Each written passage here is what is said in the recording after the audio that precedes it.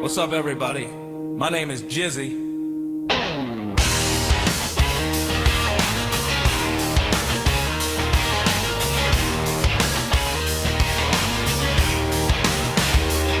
You ever wonder about the music industry and the corporate greed, everything that goes on that everybody talks about? But yet their fathers are third in line at companies like AT&T and Mr. Red Shaw.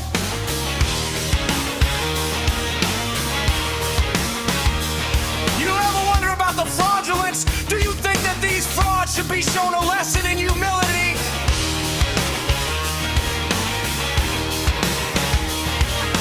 All for self-gain and profit. All the shills and grifters on YouTube. You wanna know who I am?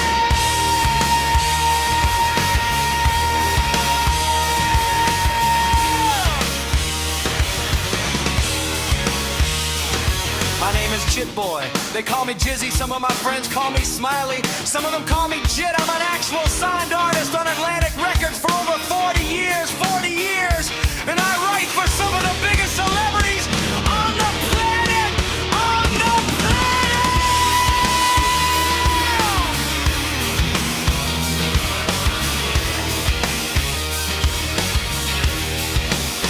I am real. I am also the one that exposes the truth. I'm the one that's gonna show you where the paperwork lies. I'm not gonna show you some phony letterhead that vendors suing everybody when they're not suing people. All for clicks on YouTube. We need a YouTube purge. We need to get rid of all the shills, the grifters, all the liars and BS people. Rick Beato never made it in the music industry.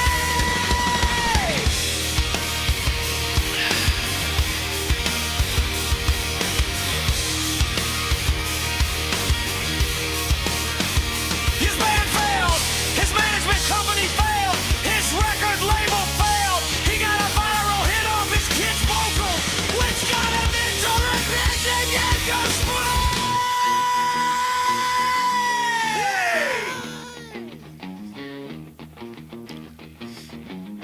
Not the other way around. Rhett Scholl's dad's number 3 at AT&T. He wants to talk about corporate greed and BS while Big Jick Music sits in his mama's basement crying about Fender, and he's doing the big word M. We'll just say Method Man. You can take from what you want from that. But there's a lot of people that don't want to work and do it the right way. And then they let the fame from social media get to their heads when what? What's up, mechanic? You're not famous. You're famous as an influencer, not a real guitar player. Until you have number ones with hit albums like me. You ain't nobody in the music industry.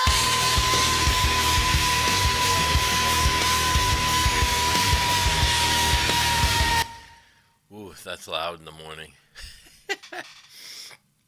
Oh, man. So what's everyone doing? Yeah, no worries, bro. That was awesome. I love the tracks that you do. Those are cool tracks.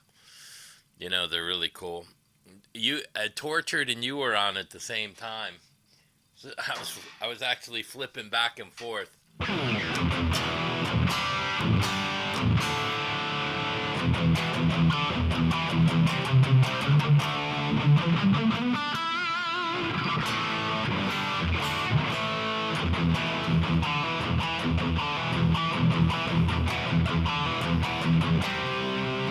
What's up, Custom Built? Hope you're feeling better. What's up, Pete? There's no dominant seventh in that tune.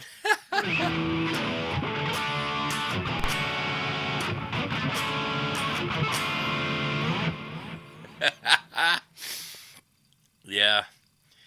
I was a little busy, and then this morning I talked to Robert Sarzo, and I don't know if you know who Cold Sweat is.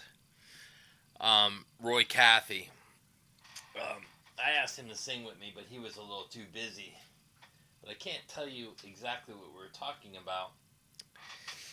But Cold Sweat is a great band. No, the guitars haven't come in yet. I think next week. They said about the 8th. So I'm waiting on those before I buy more. But I was looking at some basses, and I did put the battery in my old bass. I gotta adjust the neck on there. I don't know if it's from how I had it with the AC duct coming in. Let me see if I can find Roy, because Roy is a really good guitar player. Let's see. Jerry. YouTube. Let's go to YouTube. And I tried to put the John Torra vocal into my AI machine that I use, and it's coming back non-conclusive. So, and what I mean by that is there's a lot of deception in John Torra's vocals, the recorded vocal, but it's saying based on his live performance versus his actual recordings. I don't know what that is. That there's something being manipulated. They don't know if it's they even said something. It was some kind of vocal program which I never heard of, but I guess they're using it in some places. But they were saying it was like auto-tuned or heavy produced and compressed. But they said there's definitely something amiss with that. I wonder if that's yeah, that could be that. Let me see. Let me unplug this.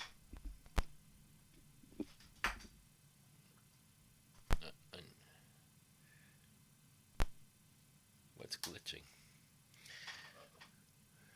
Maybe it's my drink. Something's glitching. Was. Wonder if it was my monster on top of the Scarlet. So, let me see. Let me see if I put this.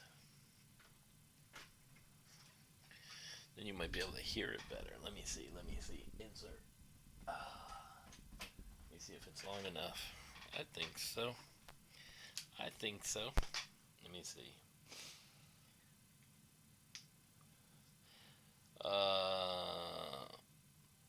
Let me see what this sounds like.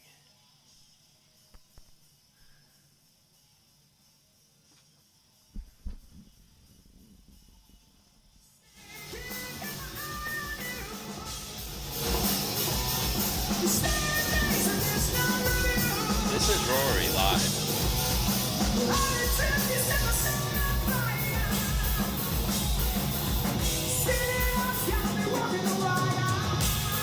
He lives by me. He's a friend.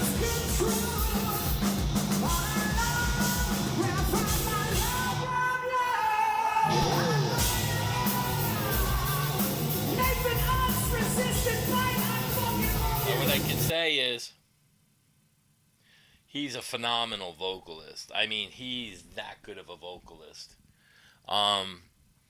Rory is probably one of the best vocalists I know. I've known him for a long time. We've never really worked together, but I know he's busy. And Vicris Burton, Vicris. I don't know how to say that name, but yeah, he's a great vocalist, and I actually gave his info to Robert. But we'll see. We'll see what happens with that. Jimmy Bruno?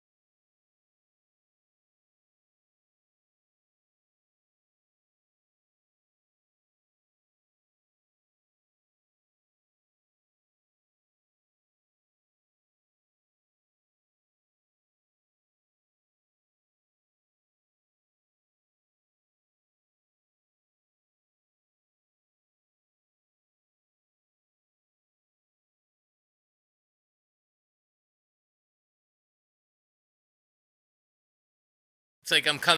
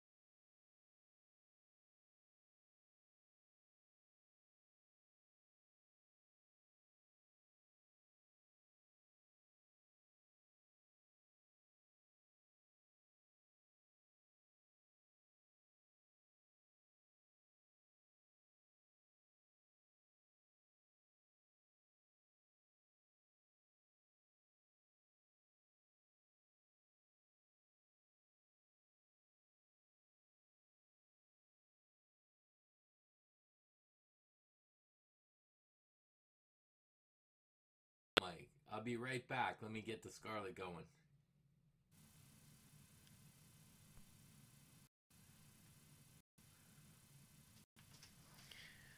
Check, check, 1, 2, check, check, check. How about now? Can you hear me now?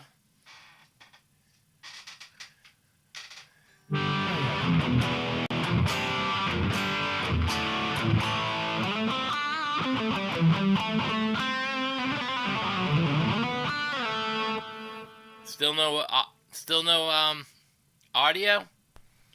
Check, check, check. Can you hear me? Is it coming back? It might take a minute. You see me, but can you hear me? Oh no, now it's freezing again. That was my computer freezing. See you. Oh, you can hear me now? Alright, so let me go out of this one, because this one's froze. Let me see. Go to my channel. I don't know what's going on. I could use this too. Let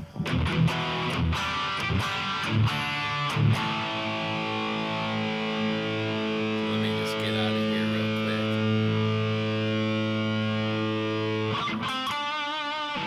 I'll go back in so I can see.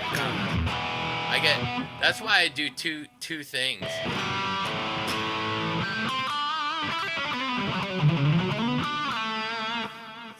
And that is that's a combination. That's the JCM head, the JVM head, with the Kemper into it. But if you guys were curious to why that sounds a little different, so that's my rack Kemper with the JVM head working together. What was I talking about? How to get a rocket to the moon. Yeah, so it was interesting conversations with a bunch of people. But Roy Cathy, he's a class act. But the John Torah thing, I put that program into my AI that I use at Atlantic, and I couldn't get an actual clarification. It wasn't sure if it was AI. So he's manipulating his vocals somehow. Because I compared his live to his studio. And it's also said he's using heavy compression. Now what I do know is, I don't know who it is, but they have somebody lined up possibly. But I wasn't privy to that. But I will know next week. So we'll see. Who can it be? Oz Fox a Striper? No. I was friends, the girl that married Robert Sweet, the drummer, went to my school, and I was friends with her. But I've lost contact with them. I used to talk to her probably once a week, ask him how Robert's doing and them guys. But yeah, it's I haven't really talked. I lose track of people. It's one of those things where,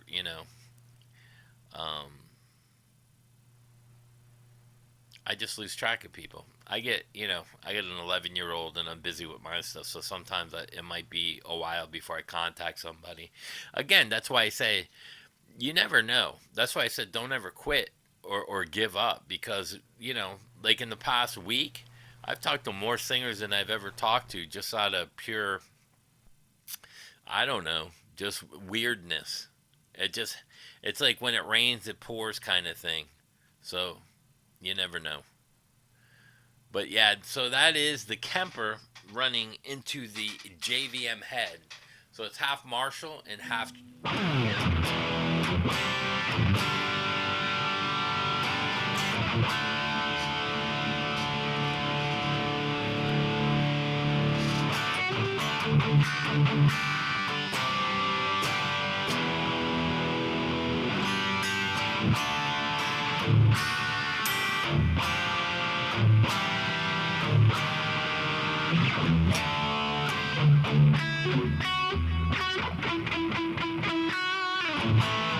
So I believe this is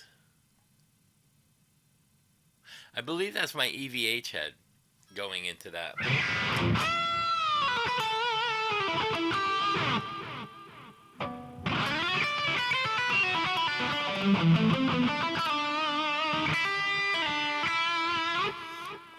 I also put out some challenges.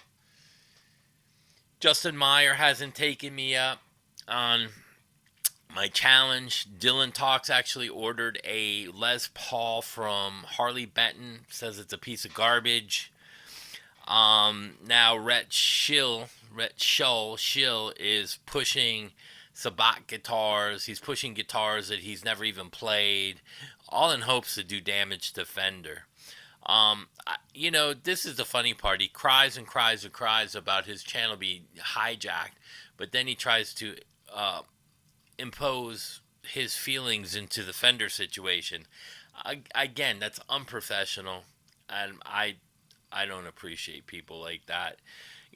Chilling a guitar you've never played is horrific, really. Then one of the guys on Max's guitar channel who was shilling that white V thing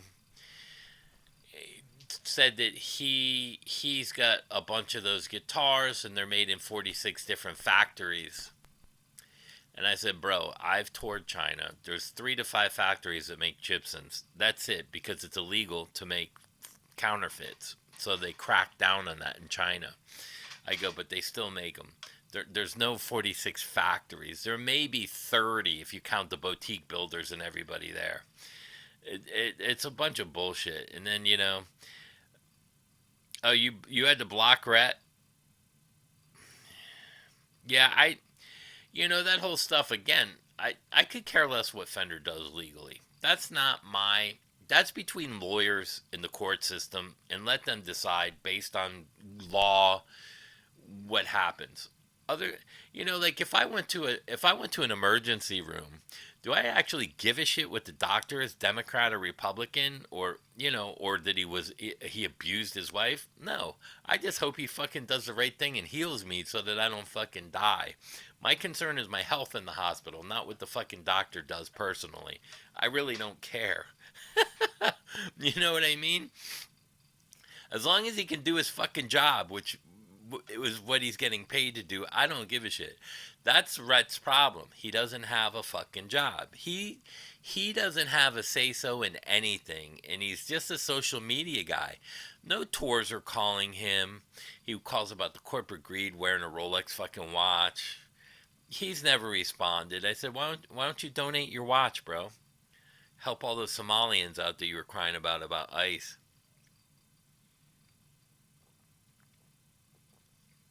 And, I used to like him. When he first came out, it wasn't bad. He was okay. But it seems like a lot of people end up getting their heads get bigger than their shoe size. Like the Prince song. But, it's one of those things. Like Roy said to me, keep it between us, please. I said, oh, absolutely. My conversation with you is private.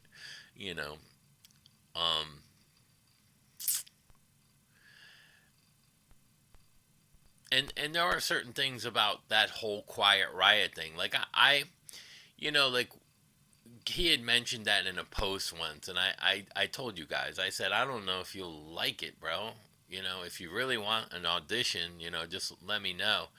But the whole idea of, so Alex is booking it with Sullivan. Frankie didn't own the name or rights to any of it until Paul Shortino got in the band. Then Paul Shortino, because Paul had a lot of money, he actually bought the name and ended up, Frankie paid him off and got the name back and trademarked it. And then it was in the estate of Frankie, so that trademark carried over to his wife.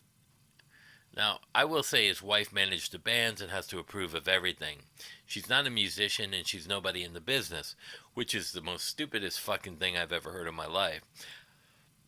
How do you know who's good enough to be in the band? You know what I mean? It ain't like you started the fucking band. You're his wife, Frankie's wife.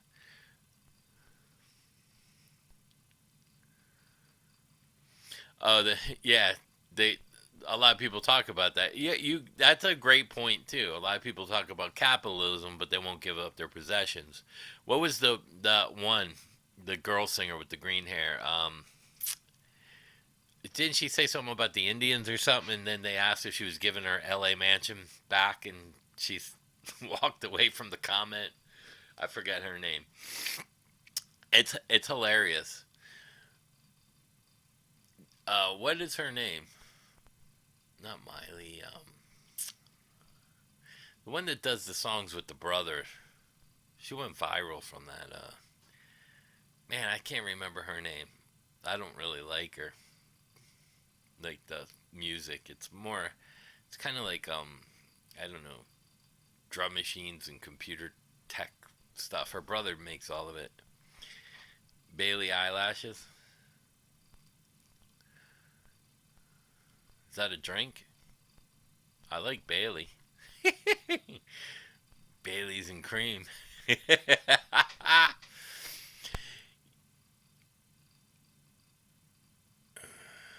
Oh, so that's what was clicking. The phone call came in. It's on Do Not Disturb. Billie Eilish. Yeah.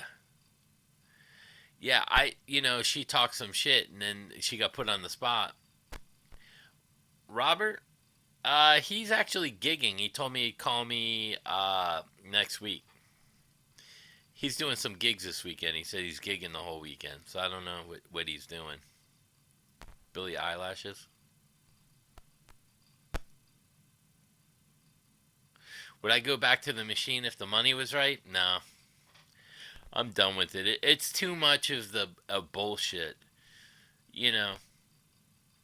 It's like why guys like Robert Sarzo just does some shows with friends, and he's in the business, but he does it on a different level now. He's like a musical conductor, doing all kinds of different things, and it's better for him. You know what I mean? Because there's a lot of shit that goes on behind the scenes that a lot of the guys don't talk about. I don't know what band he's playing in. I know he just did a couple weeks ago. He did that Ronnie James Dio benefit for Eddie Trunk. I'm surprised. I don't know if there's video out. I haven't really checked. What is that noise coming from? The popping. Is it the Marshall?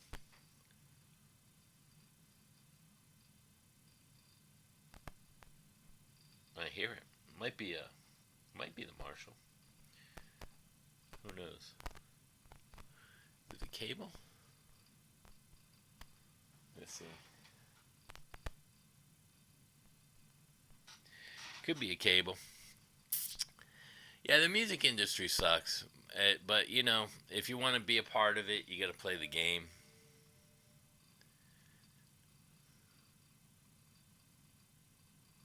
Somebody sent a message.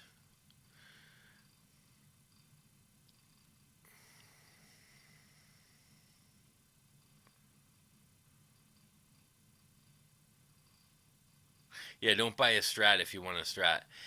That's the stupidest fucking comment. Like, really, what does he have to gain or lose by Fender? Zero. So why is he even talking about it? Guys like that are just after clicks.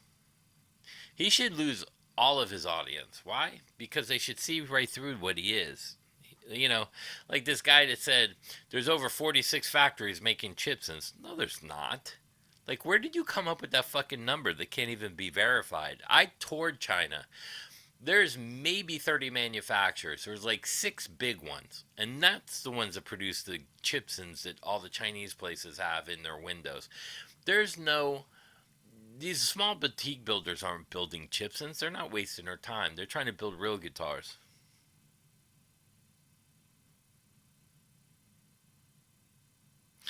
I don't. I let him just watch what I do. He loves music. He loves it. I mean, he plays the drums and keyboards, but I don't push him to practice or anything. Yeah, they pay for subs. Yeah, absolutely. And how does Rhett make any money? You have to stop and think about this. He's done only a couple shows. Like he says he goes on a tour and it's like 3 shows, 3 or 4 shows. That's not enough to pay your bills. His YouTube channel isn't making enough money to pay all his bills. So where does he get all that money from? His dad. Take daddy away, he has nothing.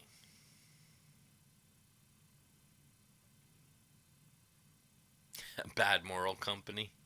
Only Fender. Well, see, here's the thing. So, maybe the riff is actually something backside that we don't know about with Rhett. Because Rhett was doing stuff for Fender. Because, they're all doing the social media thing. So maybe he got fired. I know he got fired from the True Fire. Jonathan Nathan Corder and Rhett Chill got fired from True Fire. Why? Because I'm the one that made the fucking call. I talked to the owner. He said, "No, we don't do the political thing here." And then Jonathan was supporting Rhett, and the more he kept putting him on his channel, Rhett and Beato, he ended up fired. That was indirectly, but kind of guilt by association what he was doing. Same thing with the Beato thing. He was doing that UMG thing, the Universal Music Group, and the copyright. You don't hear about that no more. Why? Well, I was like, dude, you want to lose your 25, 50 grand a month?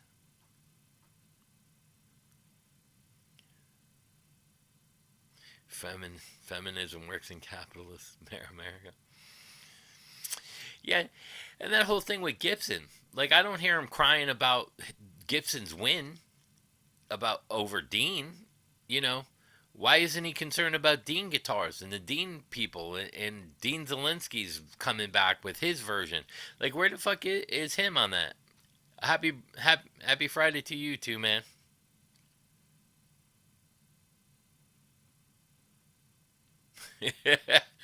That's funny. If you want to buy a Ferrari, don't buy a Ferrari. Buy a Tesla if you want a Ferrari. Okay. Yeah, he makes no fucking sense. And then where's the animosity against Gibson? Doing that to Dean. Out of 5 trademarks or whatever they went after, they lost 1, and that was the 335 because they actually said in the court that it has to have that kind of body shape and style because it's semi-acoustical. So you have to have the F-holes and you have to have a certain amount of thickness, and it has to be built similar, like an acoustic. So Gibson lost that against, Dean, but they won everything else against Dean, which set the precedent. But how come he ain't talking about that? Oh, because maybe you got fired from Fender, but you're doing work for Gibson now. You don't want to lose that gig either, because then you look like a fucking heel.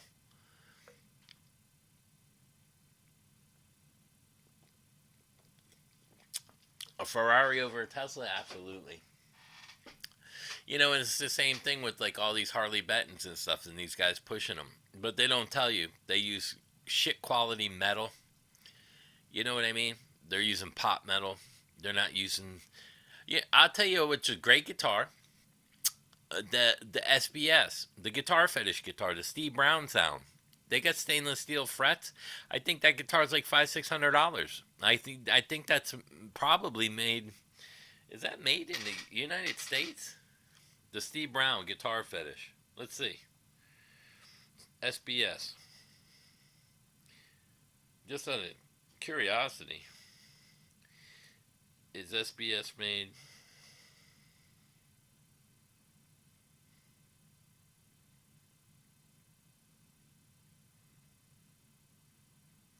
Like why is no one telling them to? Oh, they're not made in the USA. Where are they made?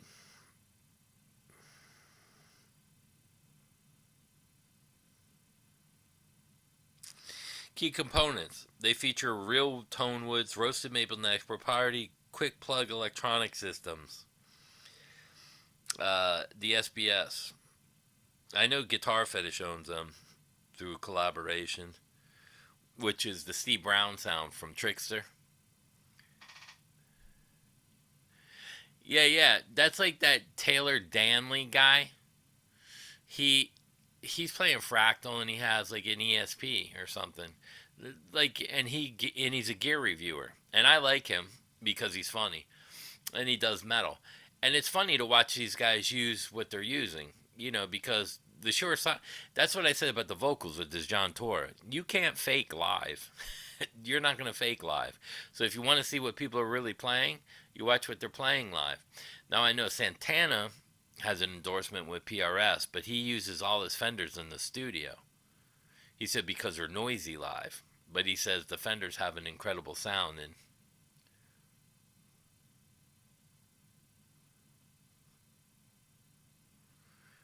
yeah, $4,000 Gibsons. Yeah, and Gibsons actually have come down. And let me show you guys. Let me see. Let me see if I can do this too.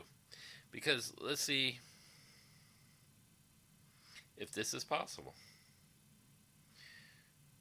Let's go. Let's take a look real quick. Let's see.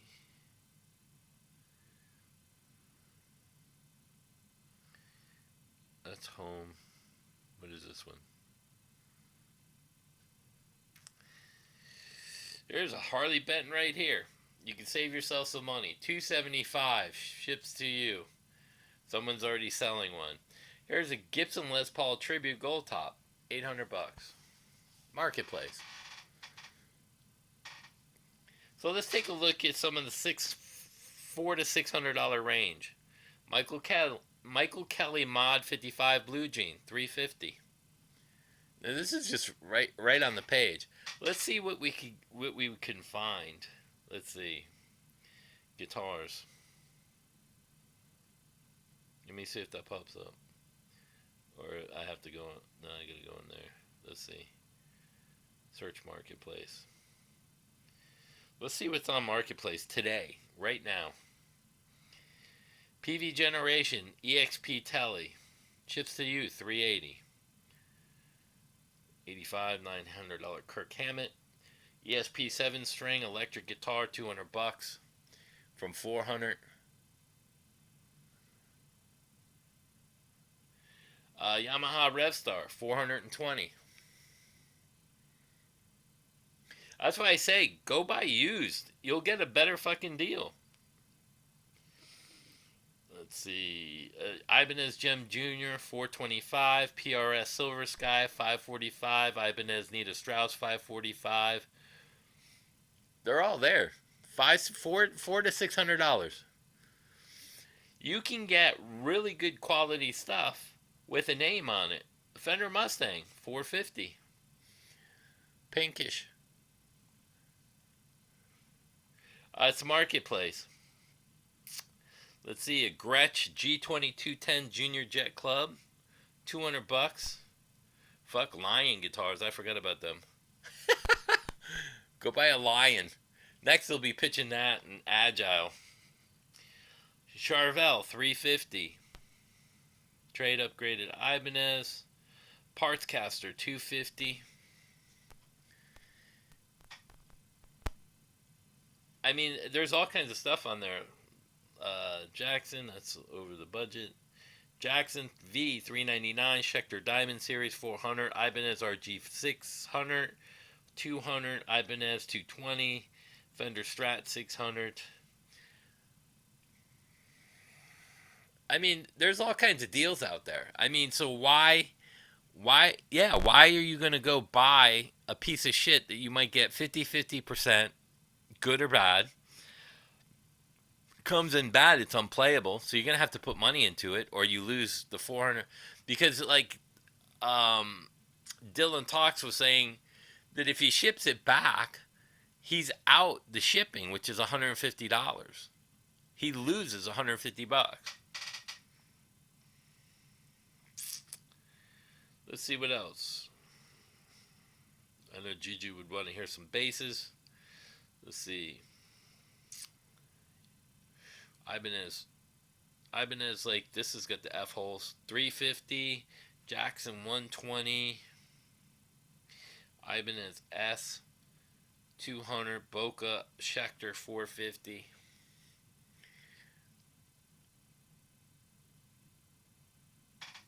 Let's look at basses too. I don't know. Should we look at basses? Let's see what else is in here.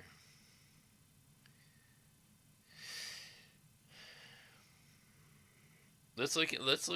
Can we look up Gibson? Let's see.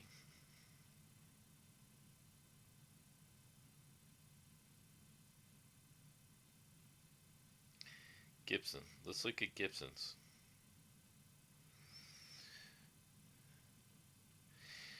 Gibson Zach Wild, $700. Shell Pink Epiphone, $450. Gibson Les Paul Custom, which looks like an ESP, for $400. Gibson Replica, $499. Les Paul Miami, $260. Gibson Les Paul. See, here's a Les Paul Studium Platinum, $850. I have one of these. It's a great playing guitar. $850. $300. That's a copy. Fender player. See, even the Chipsons end up getting sold because they don't play. Some of them don't play well. Kramer Pacer, like the one I got, $199. You know, there even the Gibsons on here, not bad as far as pricing. $1,400, $1,299. Here's a ProMart Chevelle in Naples, $600. This one's cool. But like, here's a traditional 2016 Gibson. It kind of looks like mine a little. It's a little darker. $1,600. Dean Cadillac Select Tiger, $700. I mean, there's a lot of good stuff on there. Yeah, because it's like one of those things. You can go in, you can go find, like I said, you can go into a Guitar Center or a mom and pop shop or eBay or Reverb or Marketplace and find great deals. You know what I mean? Yeah, and the thing is, all that wood gets imported to China from Canada, from Europe, and here. And those guitars, because they suck, you're just ruining forests for cheap guitars that nobody really wants, you know.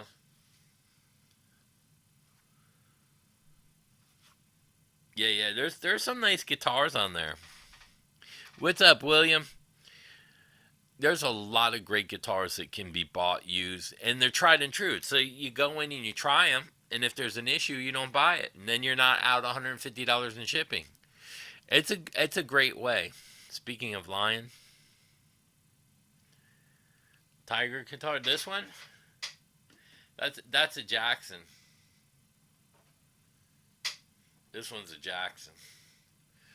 The other Tiger one is down here. I actually should put the. Let me switch guitars, because I have the PV in front of me, and I'm afraid I'm gonna knock that down. This one's 3,000. I rather knock the 451 down. Now that's a HP too. So there you go. Yeah, so there's a lot of stuff going on with that stuff, and it's never ending. You know, I watched Jonathan Nathan Corder videos this morning. The Game Changer. There's nothing fucking game changing in music. There's no game changing audition. There's no game changing fucking lessons. There's no game changing equipment. It's peaking. What's up, John? Now, I just said, we can unplug this. Let's hear this through the Marshall, because I just set this one back up. It's probably out of tune, but I redid the springs on this. I had to reset it all up.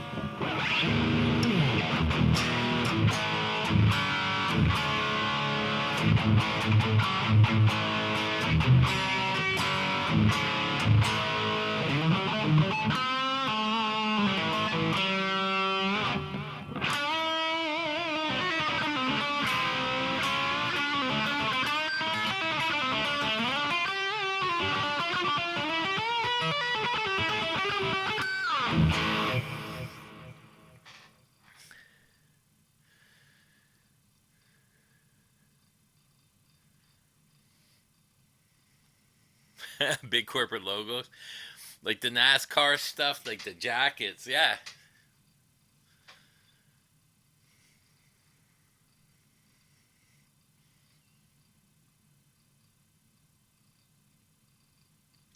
Yeah, that's an interesting concept too, because there are a lot of big corporations.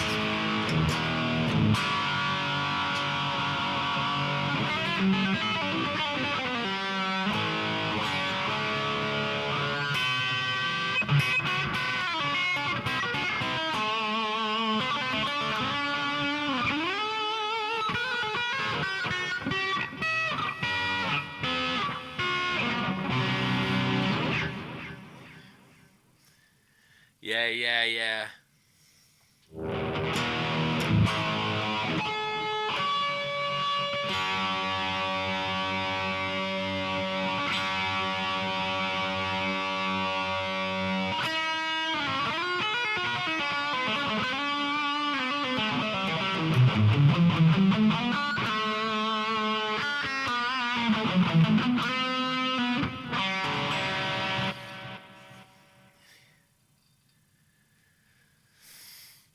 Yeah, yeah.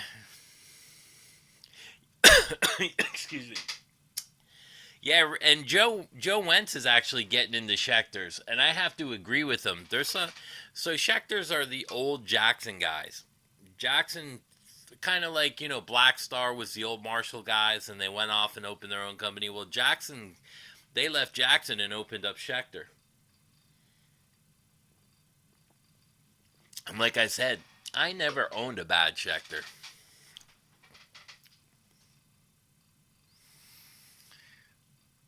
Oh, the Les Paul Gothic? Those are really cool too. Oh, they thought the guitar was a fake?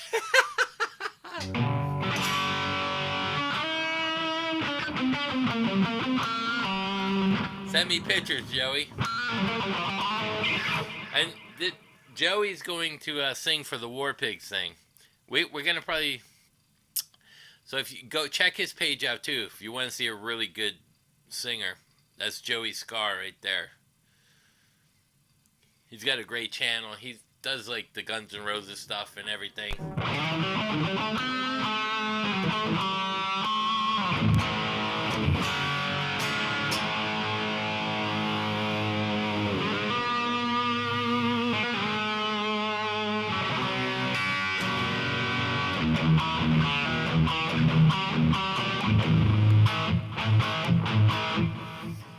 And again, that's the Kemper with the JVM head. So the JVM head is running with the Kemper. So they're both working together.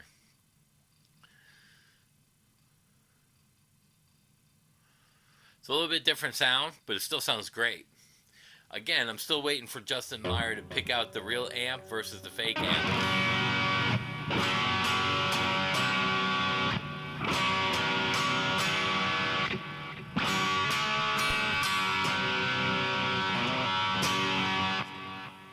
You haven't posted in forever? Yeah.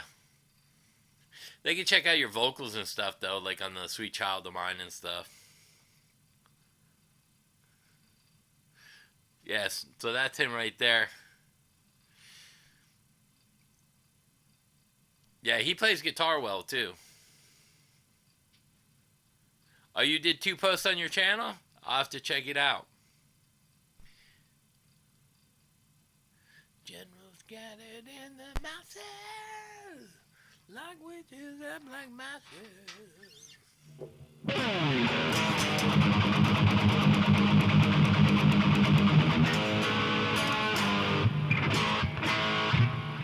You were plugged into your JVM last night? Yeah, they're great amps.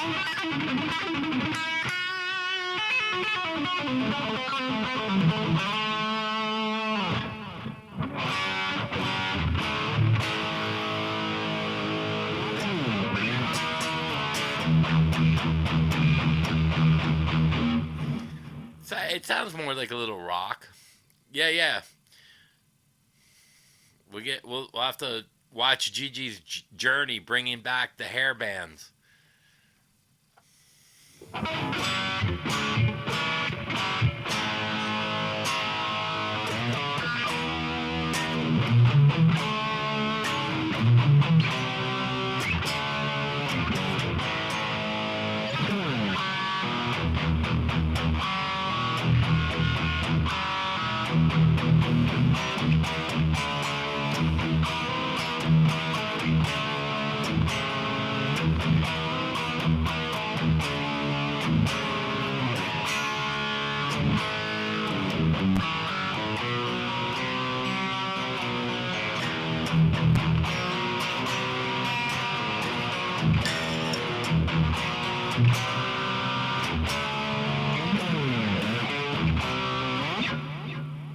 That's a great song. How's the Hunter go?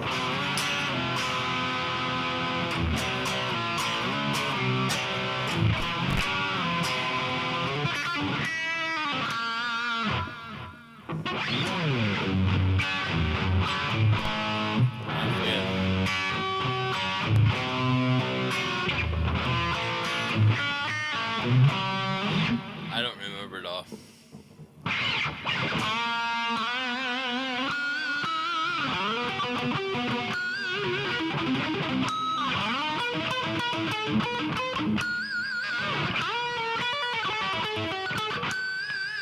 Man, that's hardly any game.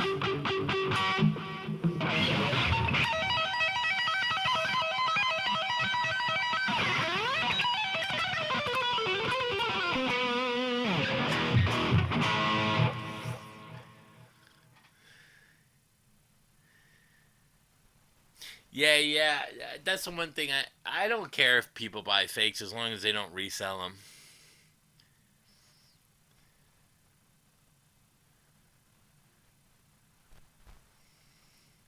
You got a funny debate with someone on the jam night this Wednesday on if a double neck guitar should count as two guitars or not.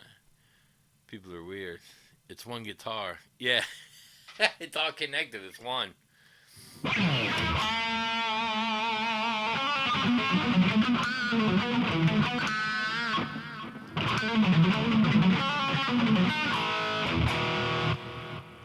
I think it's kind of like Gigi. What's the Gigi? Is it Gigi Star?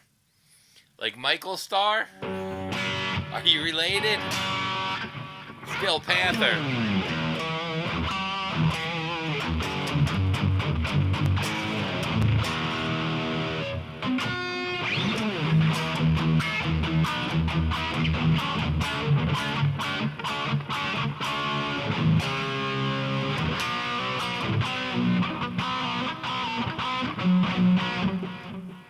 It's a little bassy, no? Let's see. We can get a little more gain in there. Let's see.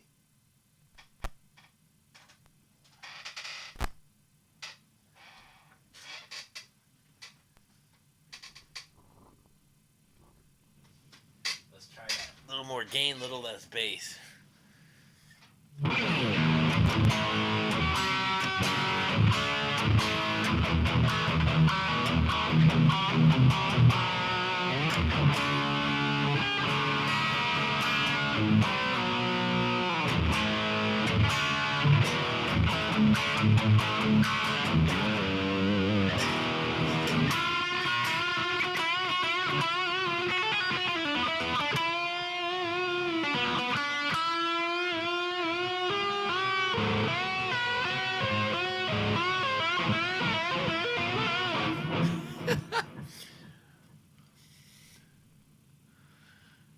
Star or Rocks?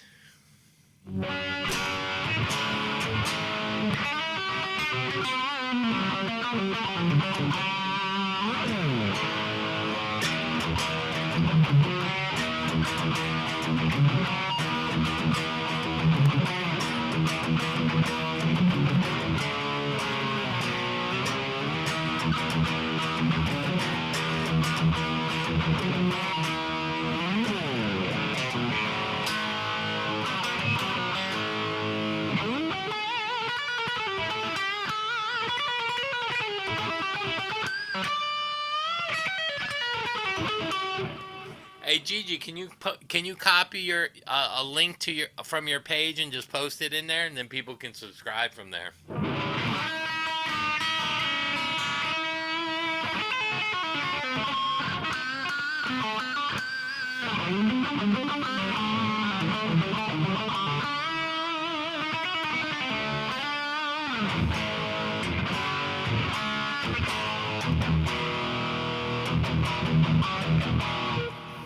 so weird because I'm running direct and the Kemper. So it's mixed. The JVM and the Kemper is like mixed. There's a mic on the cabin that's running direct at the same time as well. Nail salon, Pilates, aerobics channels. So you can go on one of your videos, and then there's an arrow that goes like this. Hit that arrow, and it'll say copy link, and then just click it and paste it into the chat.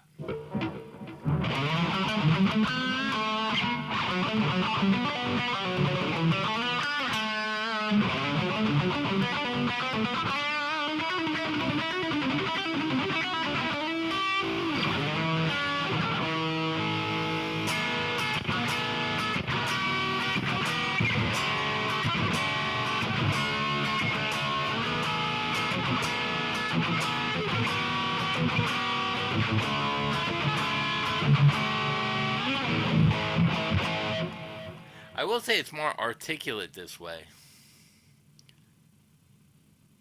Oh, you have to be a moderator? Maybe when we're done, you can post it into the comments after it loads up. After it loads up, maybe you can post it in the comments.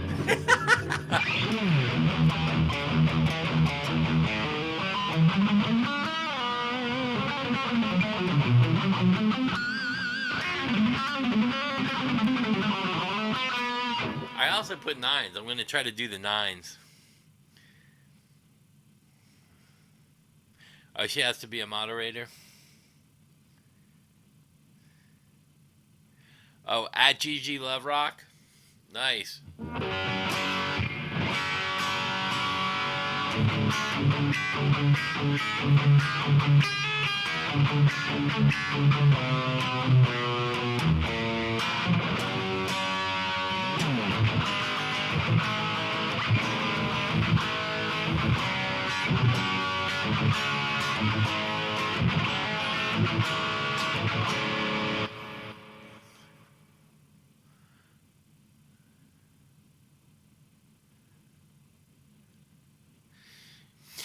Yeah, so like I mean, to get a professional rig, you know, like if you were gonna get a cab, like a Marshall cab and a head in a Kemper, or you buy a powered Kemper,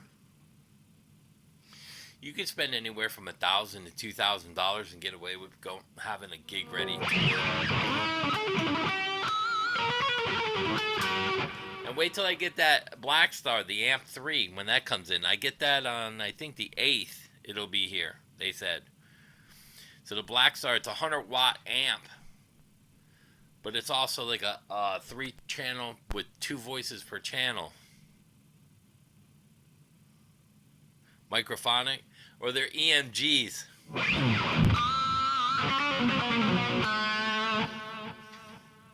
So, yes.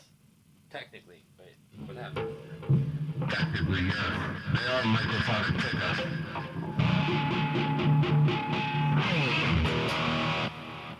But it sounds good, right?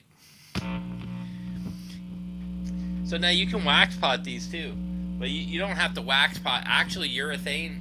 So here's another thing that when people ask me about how good of a luthier he is, there's 2 things. One is cloth wiring is more receptive to noise because plastic has urethane in it and it bonds better, which coats the string better and has less noise hitting that metal that's inside there. It's a better non-conductor with polyurethane plastic covering it as the old cloth wiring, which is why pickups sound a little different today too. But also, if you urethane a pickup instead of wax pot it, but you urethane pot it, it will seal it a lot better. Again, I've seen guitar techs like Nuno and George's Tech, like Rick Atheris helped get Eddie with Kramer. He was my old guitar tech.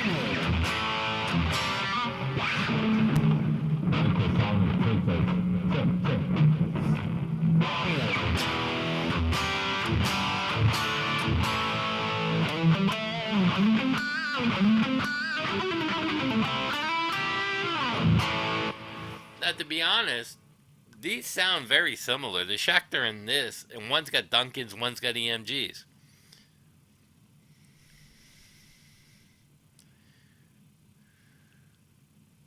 I don't know about that. Boss Cantana, no.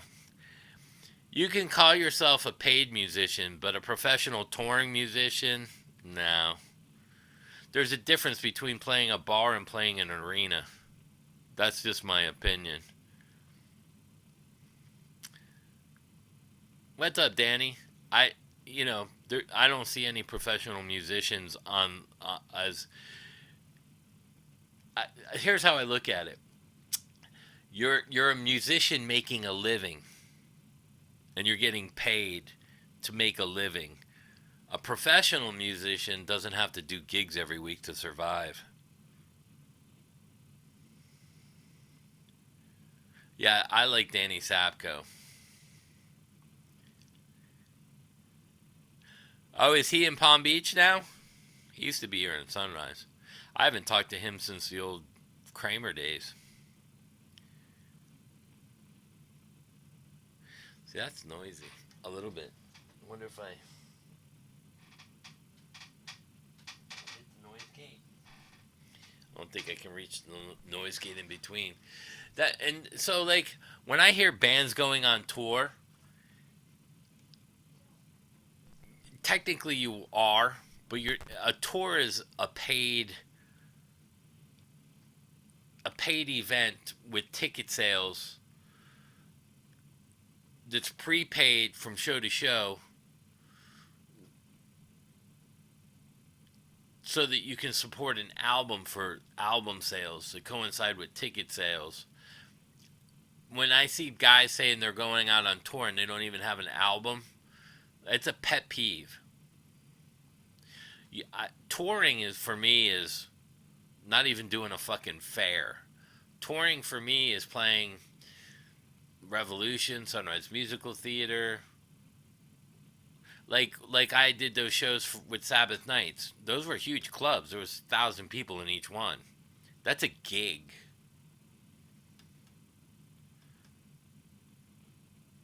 Oh, Rick? Yeah, he's got a lot of old stock. Richie? Yeah, I know Richie. Richie's a fucking... Richie Kotzen. I'll tell you what I told him. Dude, if you could have kept your dick in your pants, you might have been one of the best guitar players well known on the planet. But because you were banging everybody's exes, he's a sex monster. Richie Kotzen. But that's what happened to Eddie Van Halen. He got let go from Peavey because he got caught. I don't know if I should tell these stories. Sunrise? No. It was too small for us.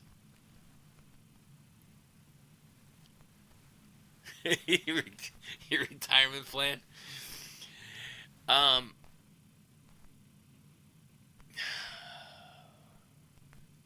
Peavey Hartley. Eddie got caught banging one of the secretaries and doing blow with her on Peavey's desk. All right, I said it. Fuck it. God bless Eddie.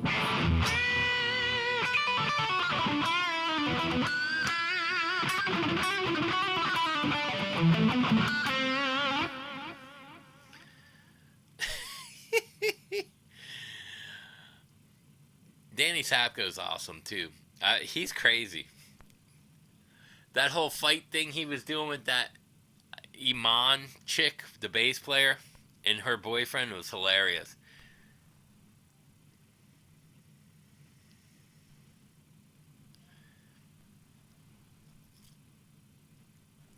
The story on YouTube.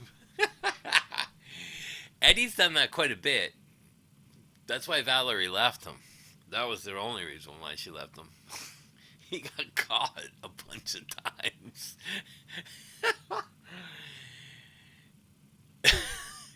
Eddie loved his powder. He had a plastic thing that folded down over the mixing console in 5150. He was like, hey, And he pulled it over, and it had like a mirror glued to it with like a little round tray, and it had a cover on there, and he had all this stuff in there. It's like fucking. Want to go skiing? Yeah. Eddie cheated on me.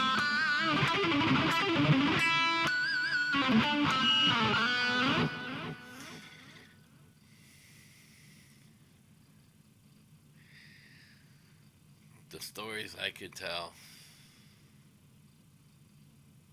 I think I told the one with Joan Jett. She was playing with Heart. Heart. She opened up for Heart. Or was it Billy Idol? I can't remember. My buddy Tommy, he was Heart's manager back in the day. And I went backstage and I met Joan Jett. And that's when I had blonde hair. I'll never forget what she said to me.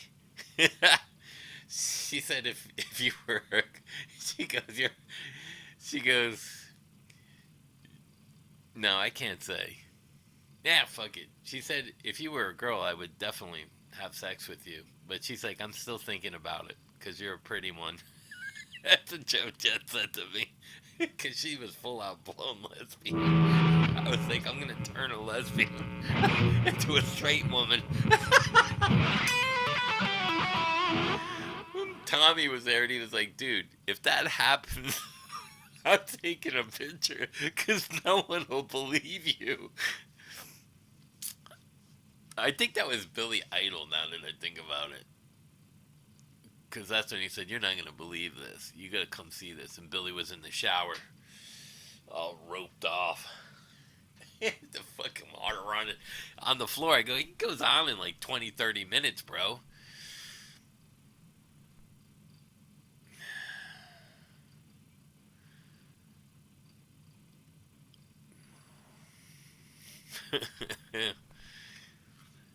Yeah, I mean, some of the stories, I don't know if they're out, but I mean, what's Eddie going to do? Sue me? I think some of the stories people already know.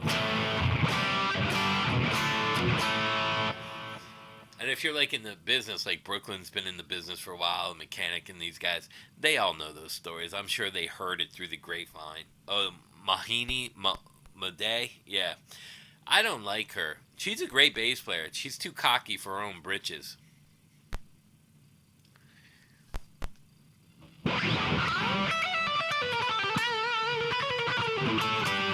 Just because you're technically great and you can do all kinds of fancy stuff, it doesn't mean anything. Like I said to somebody the other day, I said anyone could be a songwriter, but to write a great song, that's a whole different avenue.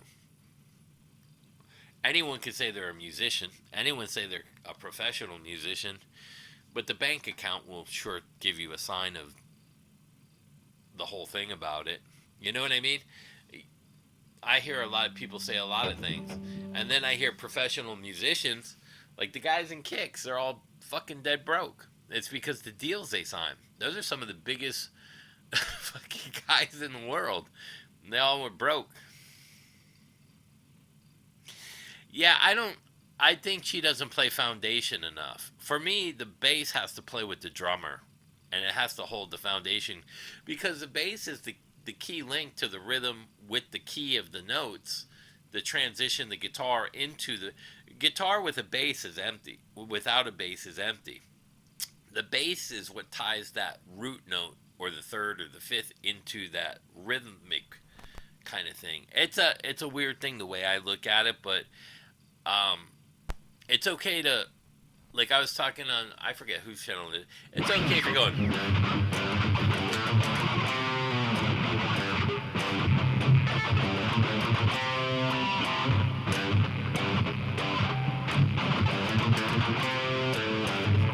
Like if that was like a bass line or something like that, that's a great line because it opens the door for the guitar player. Yeah, I've met all the guys in Kicks. Hammerjacks, Baltimore. They play with my buddy, who played in a band called Mannequin. I was always at Hammerjacks. Yeah, Victor Wooten and Stanley Clark. Absolutely. Yeah, busy basis, you lose gigs. Yeah, man. Gotta keep it simple.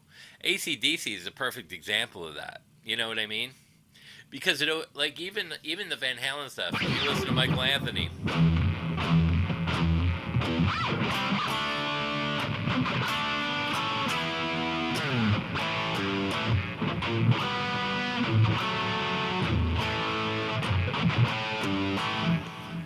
All that rhythm is created because of Alex and, see, like, I don't think Alex and Michael Anthony got enough respect. The rhythm section is probably the train of the band. It's the engine. It's the focal point. Everybody watches the singer, but if you don't have a great rhythm section holding that tight and in the pocket, your singer's going to sound sloppy as fuck. And I don't care how good of a singer he is.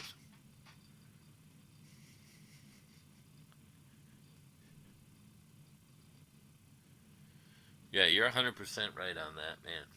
Bass is important.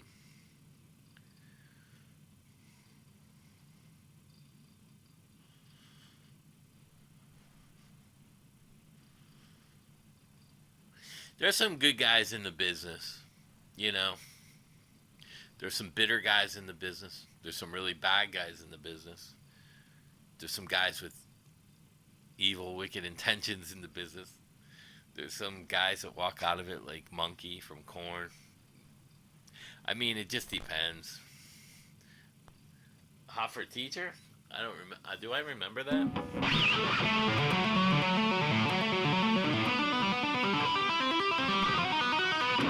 I don't remember.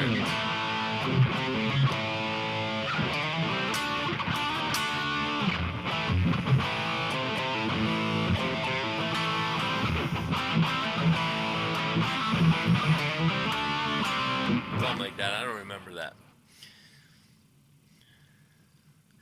Yeah. Again, like, I know that, I know for a fact, I forgot where it was. It might have been Japan. It was on Michael Anthony's birthday.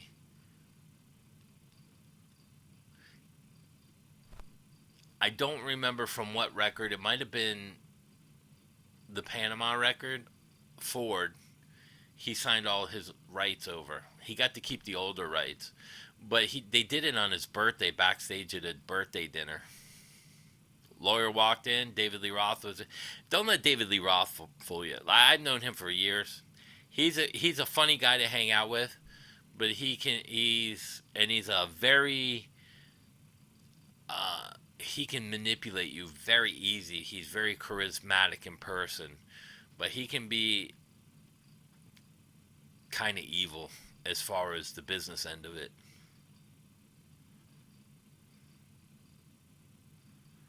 Yeah, I can't believe it's been a year. And I was just talking to Roy Cathy about that because he knows that I auditioned for Ozzy as a kid.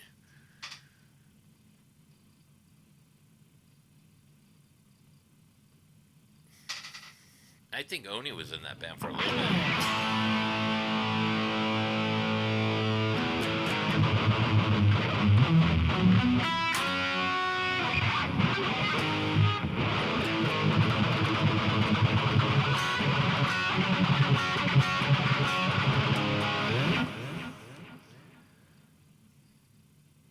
Yeah. Oh, you heard that story too, Mechanic? Where they with Michael?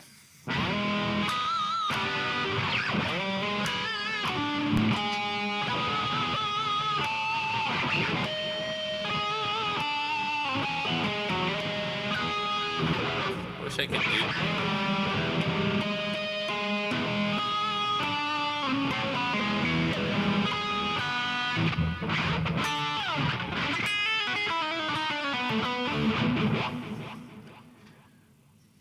Keith Richards out there. Well, here's the fucked up thing too that I was talking about.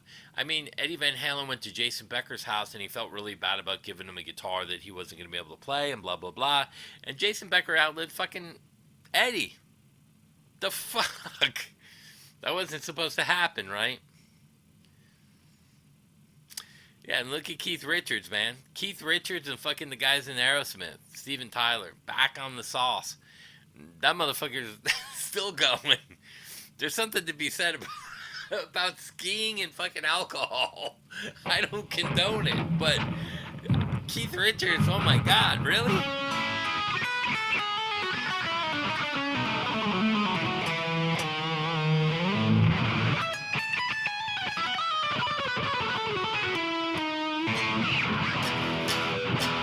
It's like, really?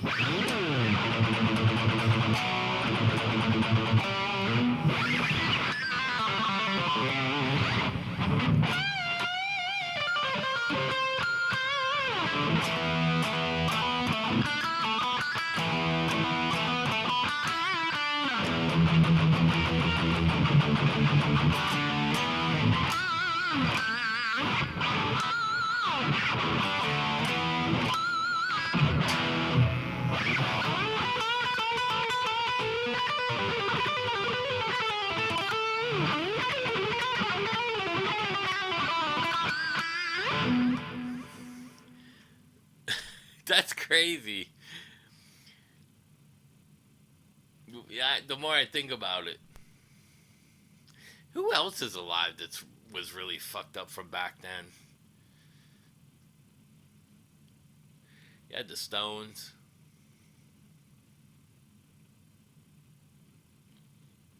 Man.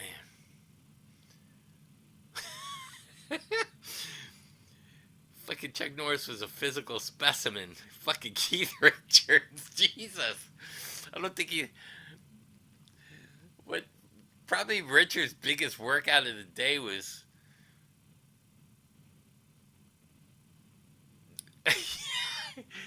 I mean, he couldn't even play with 6 strings. He was so fucking lazy. That's unbelievable, man.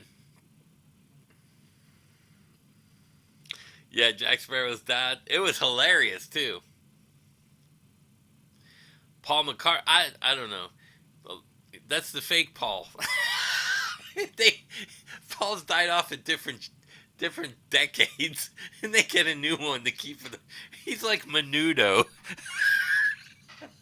They keep finding McCartney lookalikes. It's like the Epstein dude, Palm Beach. What's his name? Palm Beach Paulie. Oh my god, that's too funny. Yeah, Paige is still kicking too.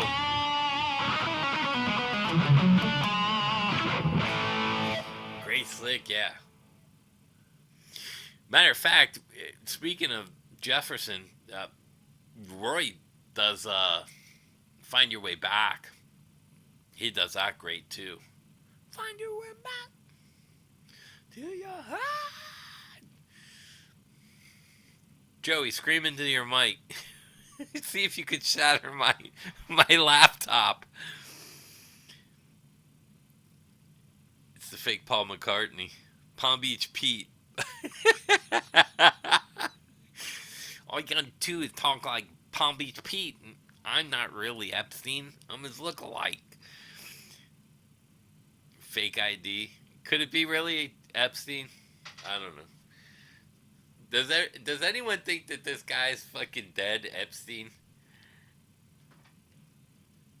The more I think about it, the more I think he's alive. He was arrested during Trump's first thing, right? And then he died on Trump's second thing, right? Or was it the first one? But Trump and him were really good friends at one point. It so happened that he was arrested and died on his watch. Did he ship him off into the night? I don't know. Michelle Phillips, 83.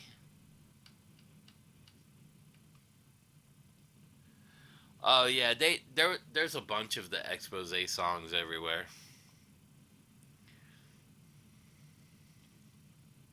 My royalty checks are all over the fucking place. Cause somebody asked me about that. They're like, "What? Like, what's a typical royalty check?" I'm like, "Dude, there is none." I go, "It depends if somebody uses it and credits it with the movie, or it just gets a lot of play for some reason somewhere, or it become." I go, I really, I don't know how they keep track of the old stuff. You know what I mean? Yeah, I think he got snuck out too, man. Expose. You're taking me to the banana.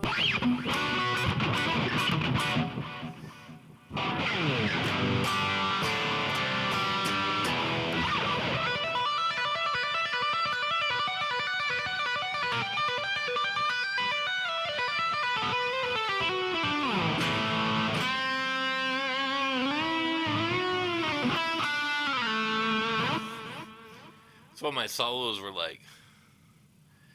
Oh man, there's a lot of songs. Billy Squire.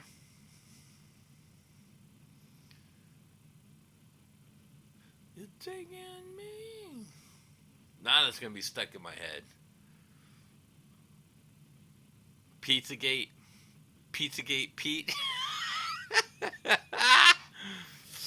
Pizzagate Pete. You know what else I just saw? I saw what's his name from Korn, Jonathan Davis singing "Freak on a Leash," but it was like Philharmonic style. Yeah, the girl band.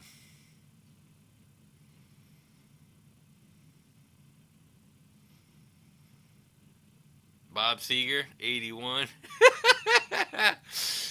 Bob liked the sauce too. Here, let me show you guys some funny shit.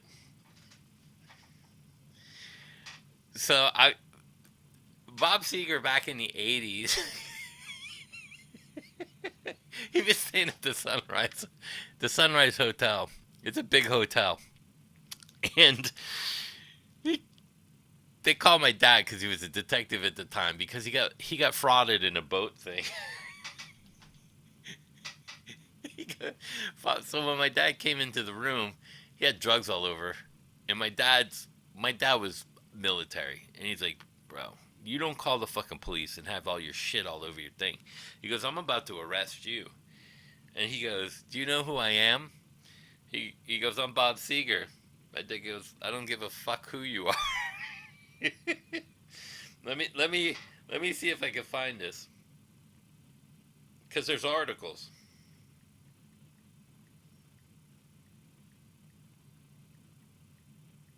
My dad and Bob Seger.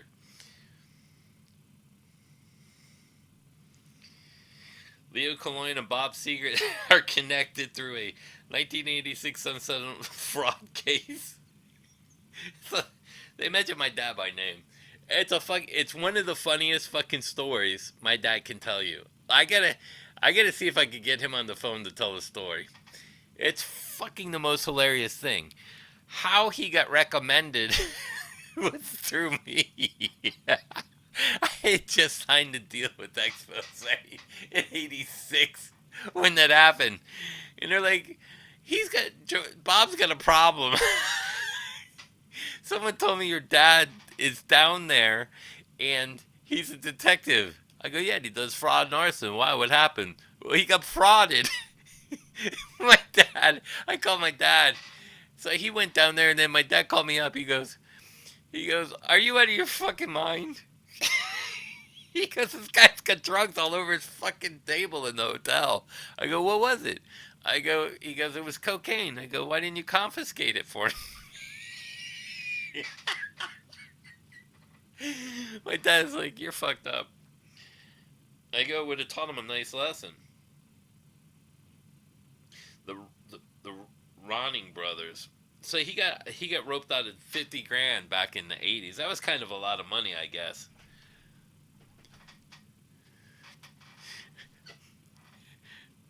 So what's funny about this is my dad was talking yesterday, and he's like, I know the school's this, and just find the cop, the officer there, and tell him who I am.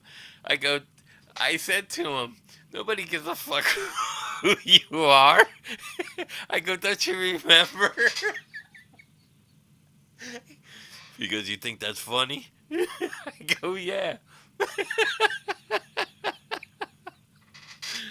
He goes, I call my dad Big Boy because he used to be huge. I go, Big Boy, no one gives a fuck about you anymore. I go, oh my God. Yeah. So I I get this was probably, I don't know, maybe a year ago, and I was doing a live stream or a video, and I go, Bob Seger's trying to contact me through WhatsApp app. I don't know if it's really him. Somebody's like, oh, it's probably a fraud, but they didn't understand that I had known him through back in the 80s when he got ripped off. I go, oh my god.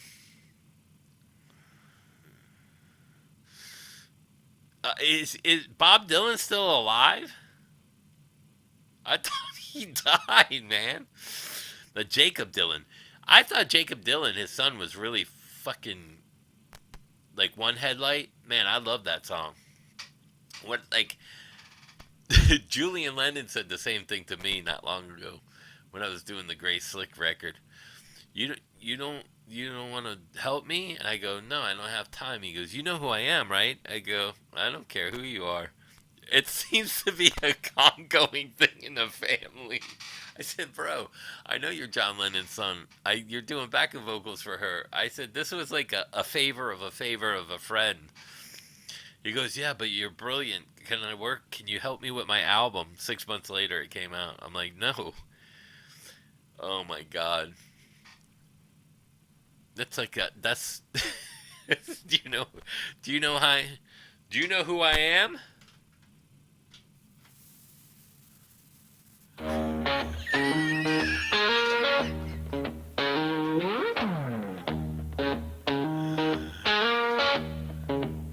What's up, everybody? My name is Jizzy.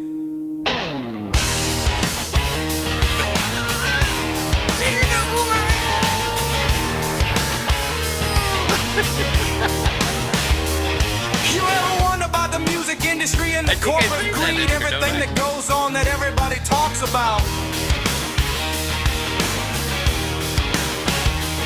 But yet their fathers are third in line at companies like AT&T and Mr. Red Shaw.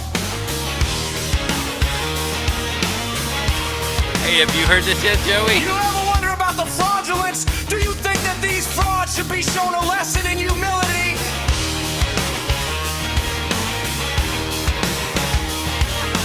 All for self-gain and profit.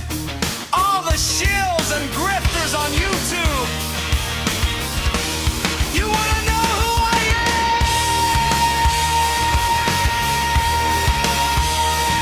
Oh my God, it's reoccurring in my life every day, and I don't even know it. Like a Voodoo Child riff, kind of. that was a song about me. Dude, this is taken from one of my videos. My name is Jit Boy. They call me Jizzy. Some of my friends call me Smiley. Some of them call me Jit. I'm an actual signed artist on Atlantic Records for over 40 years. 40 years. And I write for some of the biggest celebrities on the planet. On the planet.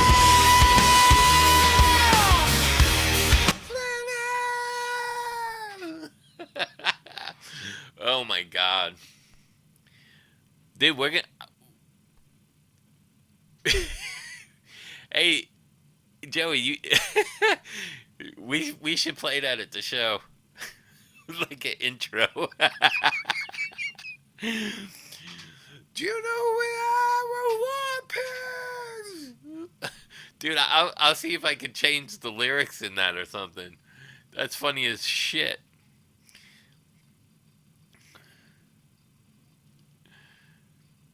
$7 billion plus people in the world. We all just a tad bit anonymous. Yeah. The singer rocks. Tom Bukovac. Do you know who I am? I'm Teabags. Some call me Uncle Larry. Some call me Uncle Teabags. Some call me Uncle Tom.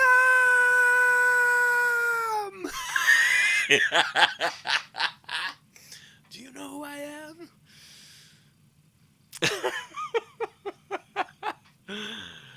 Oh my God, too funny on a Friday. There's your comedy for today, everybody. Happy Friday.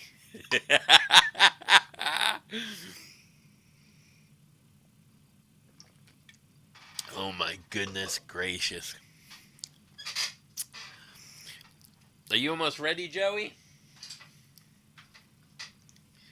Get your mic out.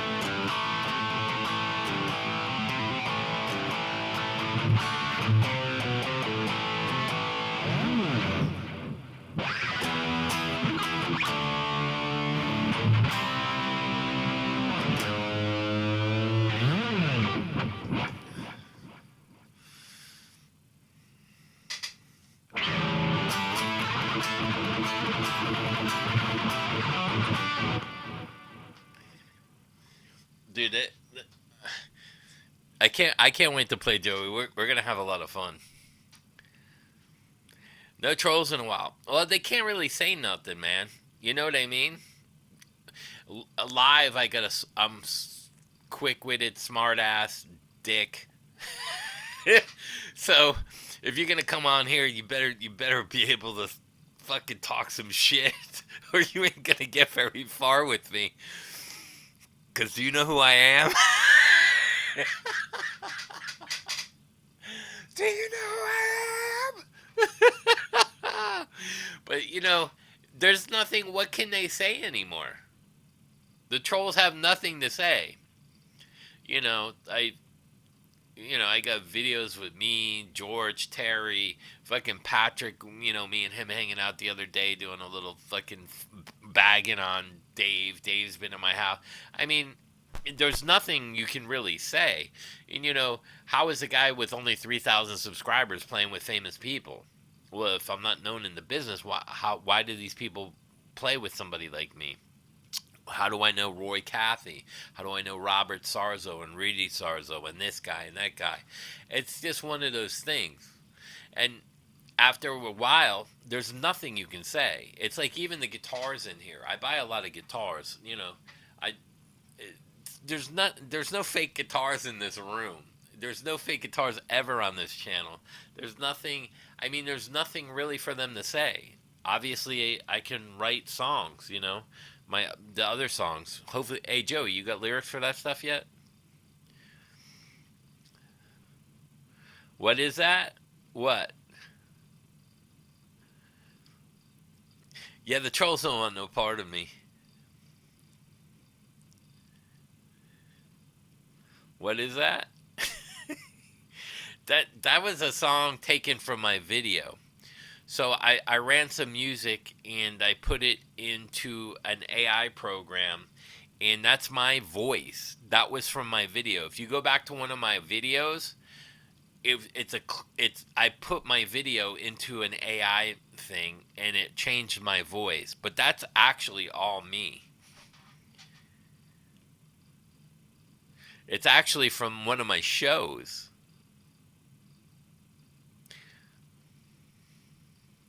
It might even be from a short. It might be from one of my shorts. Because what I was trying to do is I actually wanted to see how that started. And I don't know if you guys actually know the story. I took one of my clips and put it in an AI program to see if I could do what Rhett Scholl did. It wouldn't allow me because I took it off the YouTube channel and tried to put it in. Now, what I didn't do is try to do a video clip, record it, not post it, and put it in the AI. And that's what it came out. The trolls have been converted. Yeah, it's fun. It's fun for me when the trolls come on. As long as they didn't get disrespectful. Sea-Dog got disrespectful. When I was sick and I came on here, I deleted the video when I was on the medicine and stuff because I want people to see that I'm just a normal fucking guy. I got my own problems like everybody else. And sometimes we lose sight of that. Doesn't matter who I play with. I'm a fucking human being. I need food to survive. I love my son. It's one of those things where we have to understand that not everybody is invincible. Not everybody's a guitar god. We're just human beings, and we should be helping each other. That's all. But it's hard sometimes to get people to understand that. especially in the music industry. Some of the stories I've been hearing lately through my other friends, you know. One of the things that really upset me was Frankie Benelli's wife and what she said to somebody who is a friend of mine. She said her and Frankie started Quiet Riot. I blew a fucking gasket. I blew a gasket. I was like, what did that fucking... I was like, that mother... I go, she's got no fucking business saying that she said... She did not start Quiet Riot with Frankie. Frankie wasn't even the original drummer. I go, he was the most successful drummer, but that was Kevin DeBro and fucking Randy Rhoads' band, Quiet Riot. Where does she come off saying Frankie didn't even own the fucking name? That pissed me off. But she's in control of everything. She's in control because Frankie trademarked it after he bought it all from Paul, and then he got a hold of the name. Now, it should be in Randy Rhoads' or Kevin DeBro's estate. Because after all, Randy and Kevin are the ones that start. Here you go again. Like the Fender thing. Who started that band? That was Randy Rhoads' band. He put that together with Kevin. How do you claim right to a band that you didn't start? I don't care if you wrote the biggest song of it, that you played on that record. Who owned and started that band? That was Kevin and Randy. The Rhoads family gets fucked out of a lot of money. That's why I don't like the music business. Shit like that. And I know like Gus Mark tried to steal the Trickster name, and he's a friend of mine. He don't play drums no more. But I mean, Bobby Blotzer tried to steal the Rat name. I mean, what the fuck is... And sorry. You don't get publishing on a drum sound. You can't copyright that. Did you write the parts, or did you put drum parts to the... Were they telling you, no, I want it to go... And then bam, bam, bam. Like, whose idea was all that? If it's not yours, and a guitar player is telling you, I want you to go bam, bam, bam, bam. And if you look at it, it's Suicide Solution.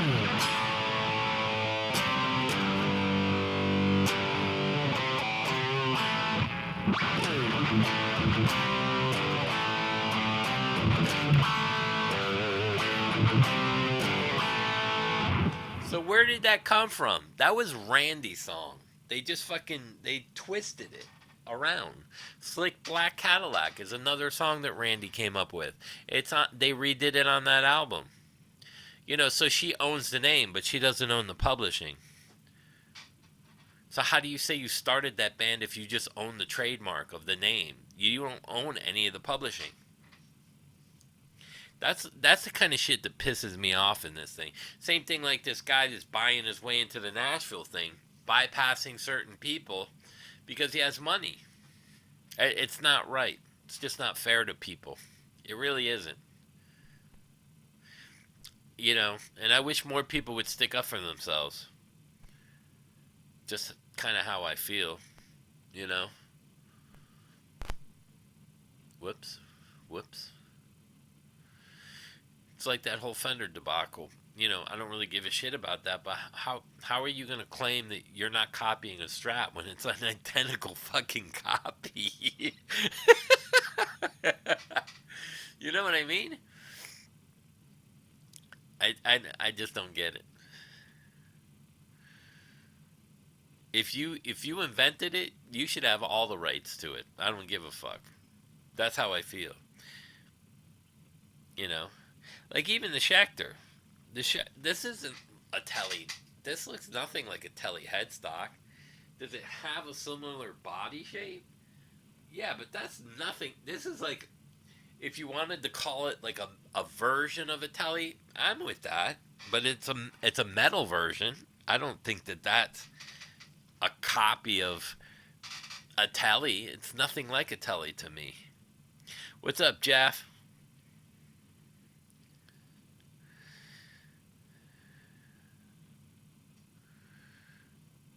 Yeah, I don't know.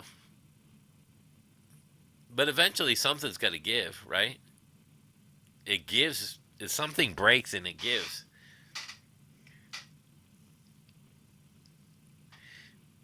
Would I like to see a purge on YouTube? Absolutely.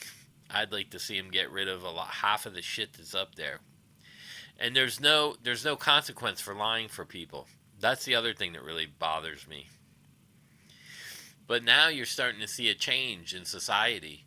You're starting to see cops arguing with cops. There's some bad cops, some good cops, but now cops are arguing with cops. That never was. When I grew up as a kid, it was against the code.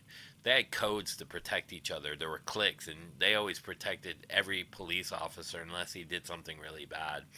But nowadays, you got good cops going after bad cops. I mean, it should be that way. I mean, police immunity. I don't think there should be anything. I should think that they should have consequences for everything that they do. If you got a guy cuffed and you're beating him in the head with a fucking nightstick, you need to go to fucking jail. I don't care what he did. You can't beat somebody when they're cuffed. You know what I mean?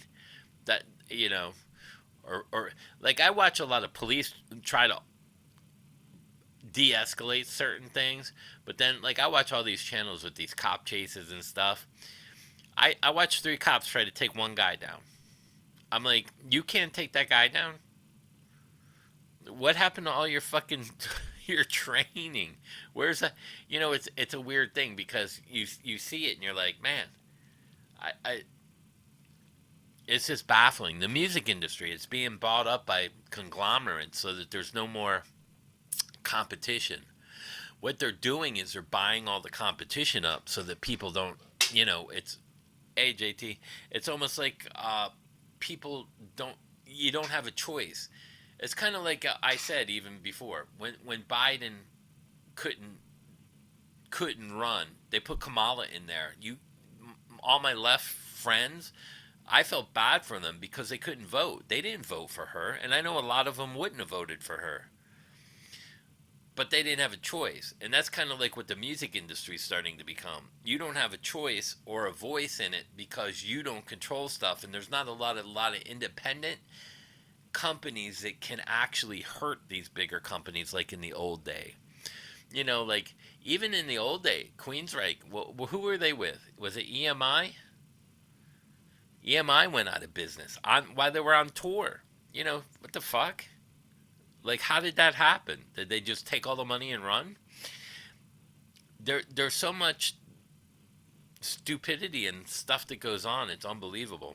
It's like I've heard people tell me, I went to college. I'm this and I'm that.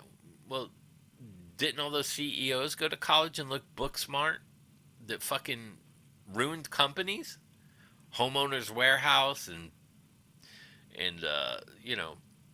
Best Buy and whatever the fuck these companies are. You know what I mean? It's crazy how some of these guys think that because they have like a high degree in intelligence, they're not stupid enough to have street smarts to know what the people want. Yes, a lot of the labels are mad about that. So what they're trying to do is, can I talk about this? Let me think about this one because I'm a part of it.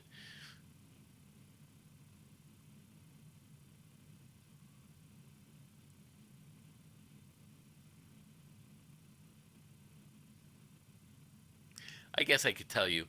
So a lot of the record labels they have AI companies or they're buying AI companies or working out deals with AI companies. It's kind of like the Spotify is in bed with YouTube and it's all one big company and Tencent, and they control the industry with Spotify and YouTube and social media and stuff like that with the Instagram and so they control all that, and it's a rural versus urban point system on how you get paid. So the next step to control the music is through AI publishing. It's not the AI music they're after. It's AI publishing. Remember this. It's not the music they're after. They want you to publish through AI streaming companies because they own the publishing. Because that's the finished product. Does that make sense to you? I have to be careful what I say.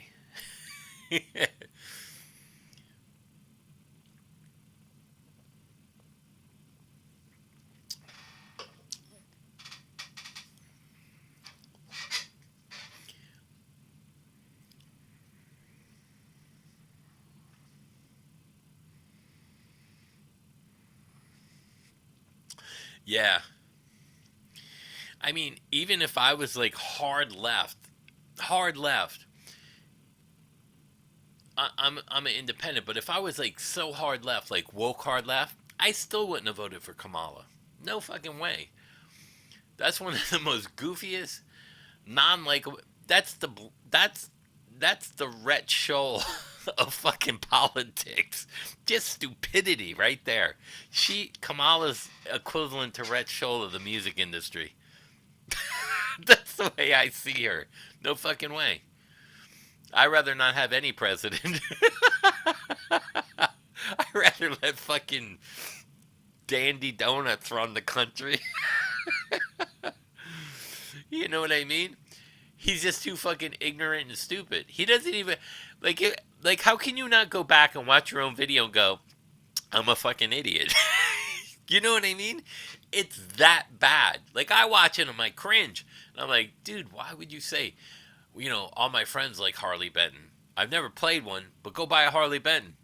You never actually played one, but all your friends are fucking shills on YouTube. So the fuck is the difference? You're shilling for shills now. Shoal shill is shilling for shoal shills. Shell shills by this guitar shore.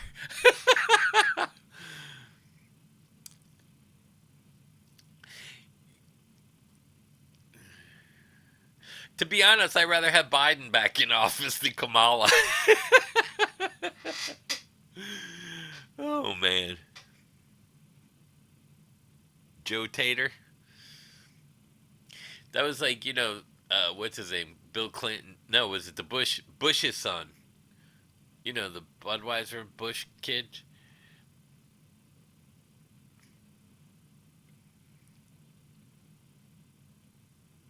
You've been to Europe? No, but I've been to Europe. Oh my god. Dude, what a disaster that would be. Her trying to shake the hand of like foreign ministers and shit like in China and Japan where they don't like to touch you because it's a germ thing. So you bow. That's just out of respect because you're not supposed to. That's how you transmit germs. That's why they wear masks and shit over there. They're very particular. But why? I'd rather have the where's the beef lady or I've fallen and can't get up lady. I've fallen, I can't get up. Make her fucking president over Kamala, please, anybody. The fucking pillow guy, what was that crazy actor? Jonathan Winters. I would have had Don Rickles president.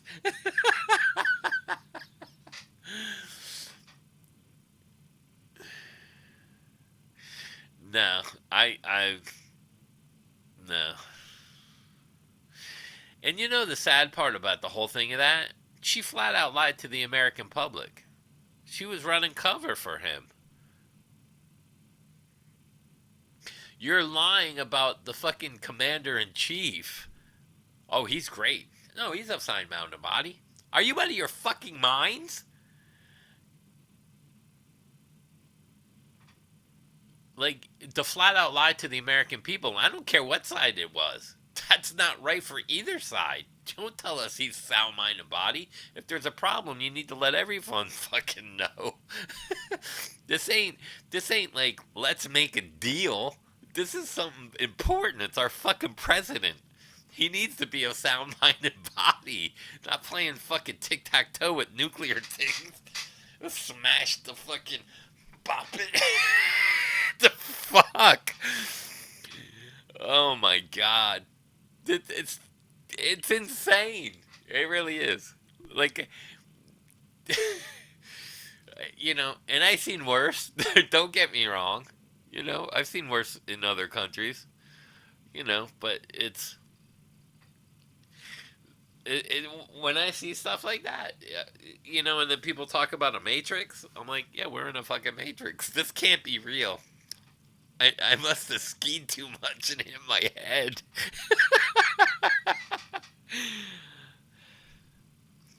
You heard Biden's better now and can run again.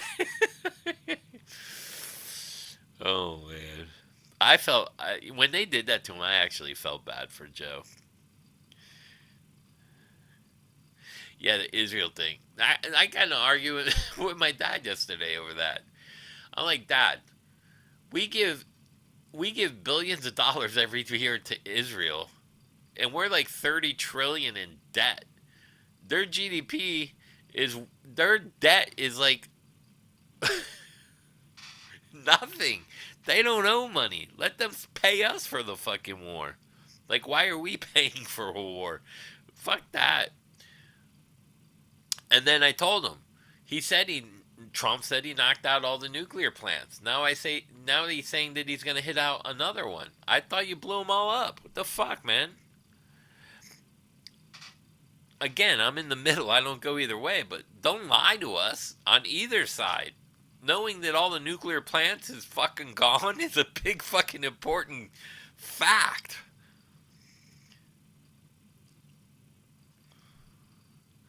My dad, you know what my dad told me?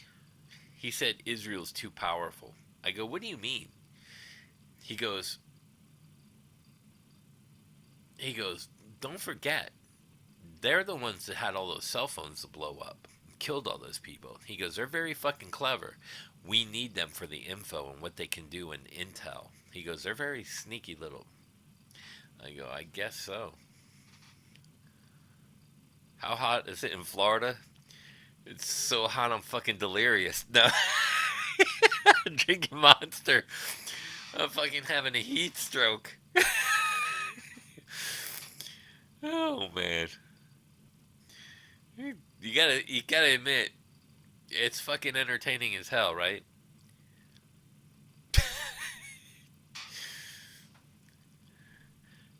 Yeah, long-term global.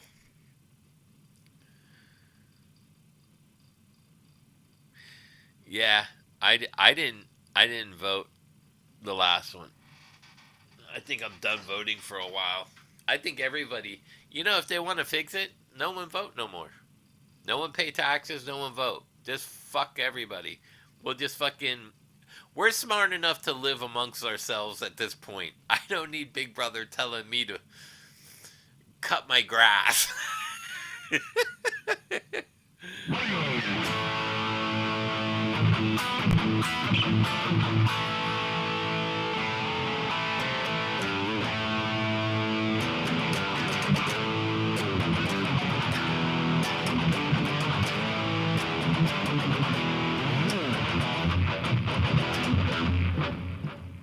What'd you say?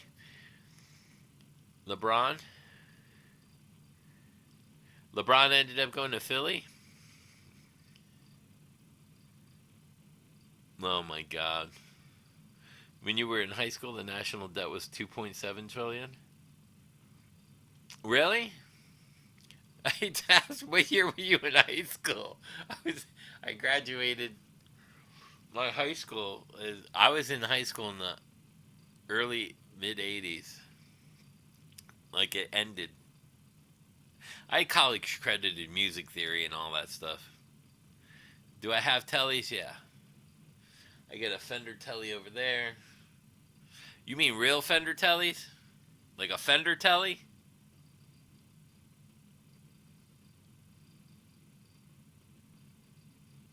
Yeah, I got my black Fender telly right there. Can I reach it?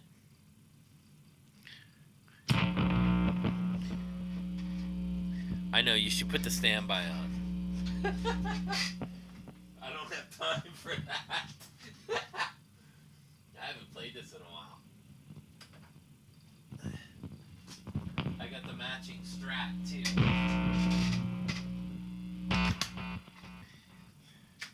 Fender. Tried and true. So here's a great example.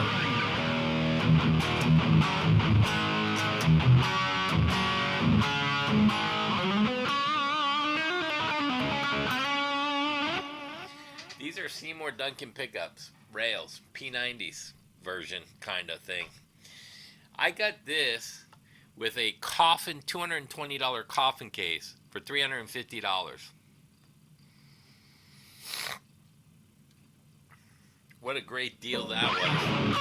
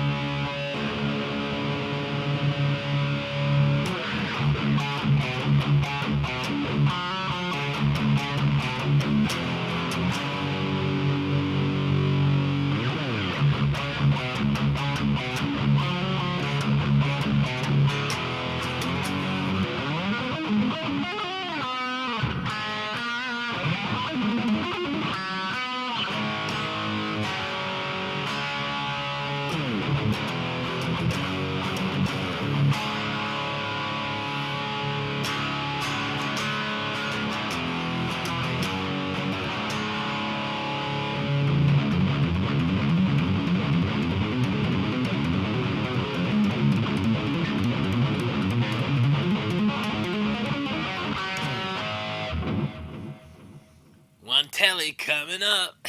A little more to the right. Right there, right there. Right there. They spend it and we have to pay for it. Well, you know, it's funny. I'll tell you why that happens. Do you really want to know why that happens? Why we do the debt thing? Because we print American money. To print $100 bill costs us like, I don't know, 58 cents. So when we fund the war, it's only costing us like 58 cents to print a $100 bill. And then they end up owing us that money in capital. It's a scam. So the countries end up owing us money because we spend billions of dollars that are actually pennies on the dollar.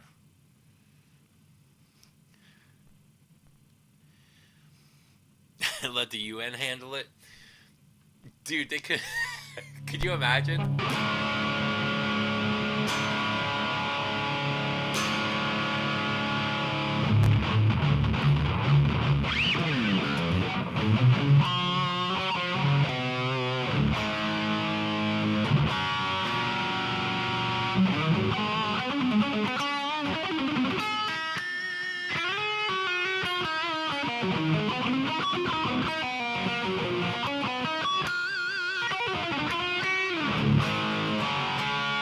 I get a Virago telly too, but the pickups I never soldered them back in.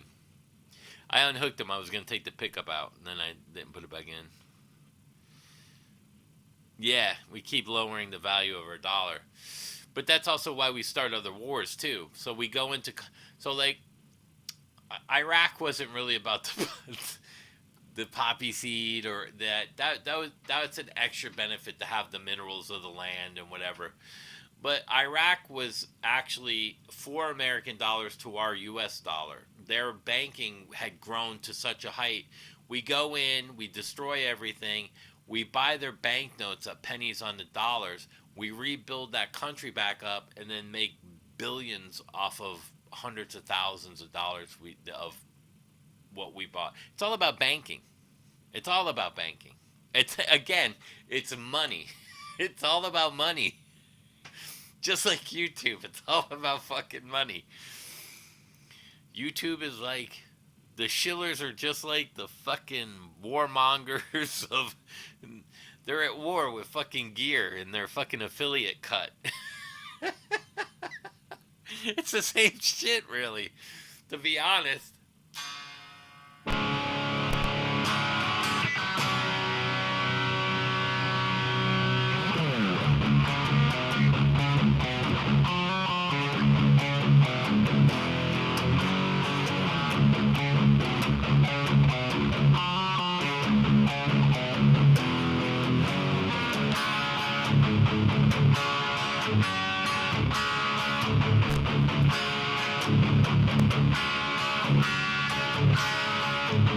Oh, the petrodollar? I think that's up though now.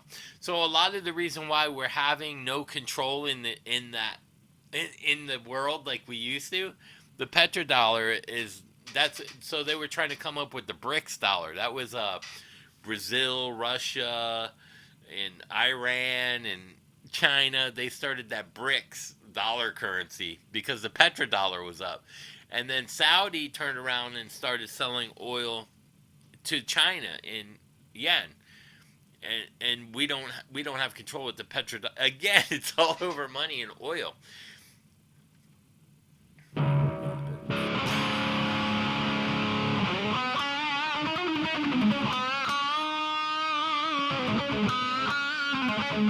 What's up, Match Staters?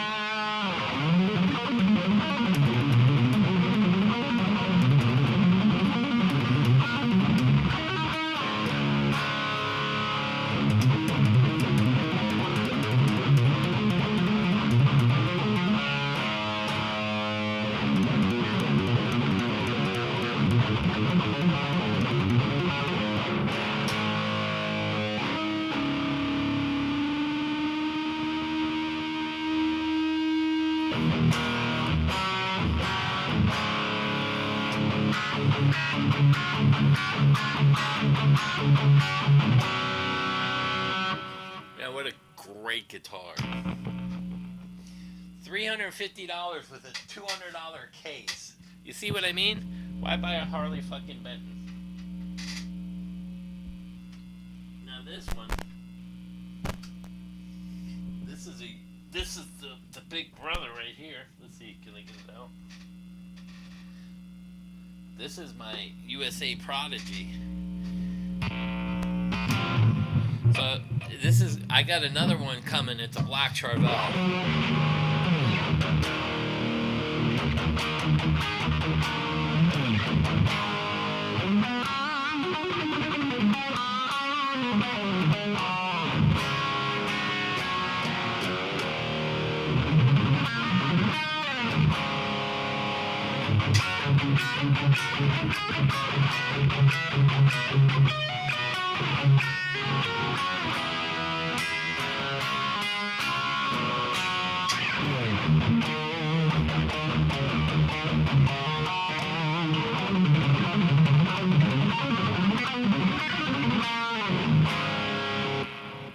So this is the USA Fender. This is the big brother. This is like the Strat, but of the...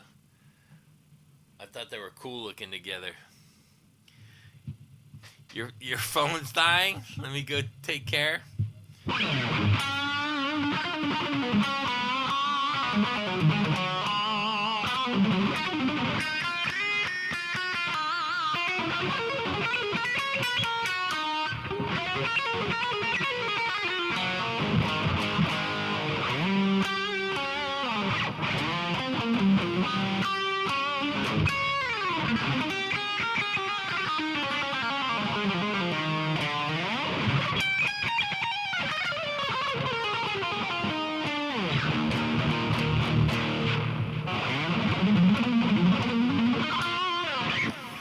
Man, I don't know if it sounds like really different with the Kemper and the JVM. I figured, let me try that. I've never seen anyone run a Kemper with a JVM head.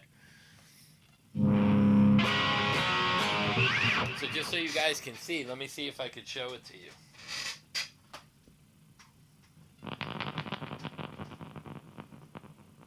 Yeah, I can probably move this like this. Can you guys see that? So there's the Kemper that I'm using. I'm not using the toaster. I'm using my rack with the JVM.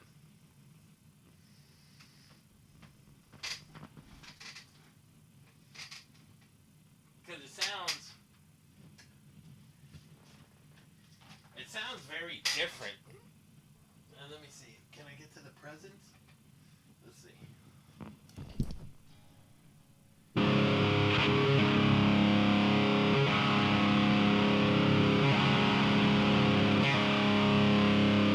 Turn the presents up. Let me see what that did.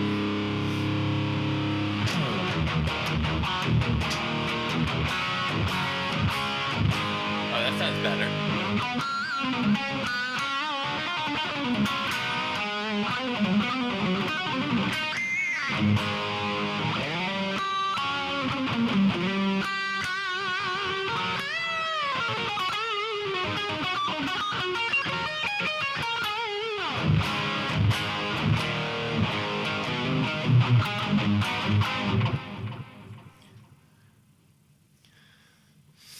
Yeah, so it's weird. It's the JVM with the Kemper. It's not a sound that I'm not used to. But again, let's say you were doing you brought that out like that, in a bigger rack or something, a rolling rack. Let's say the Kemper takes a shit. You could just plug right into the head and fucking go. You know what I mean?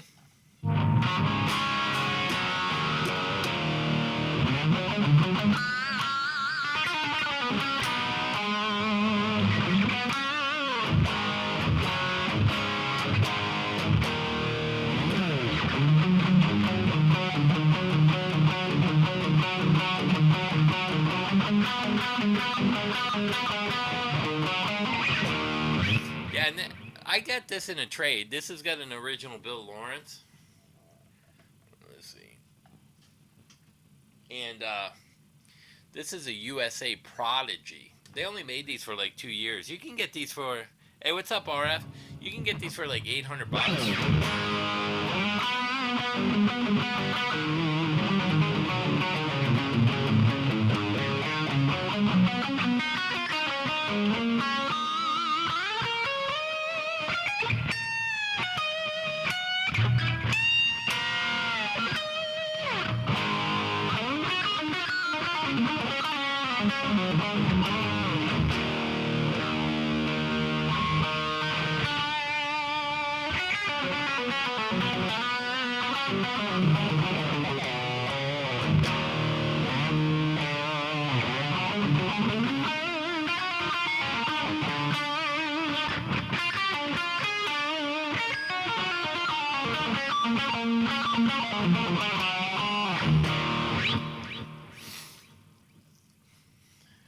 I was trying to figure out some of the stuff that I was doing, like technical, like how I can explain it to you. So what I was doing is I was flattening the E, the minor. But if you play E flat,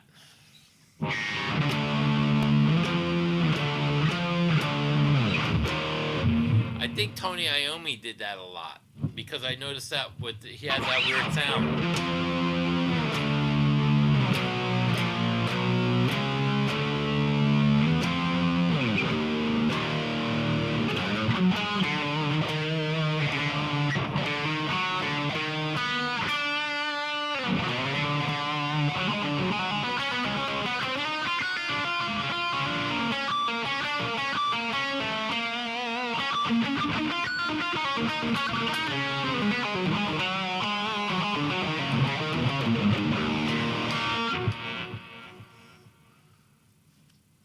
Oh, the Orange Shiny Terror, those are great heads too.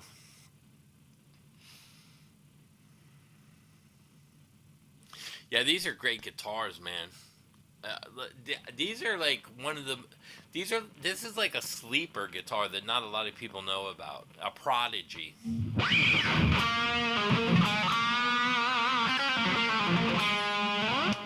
this one has a Kaler in it, I believe. Yeah, this has a Kaler.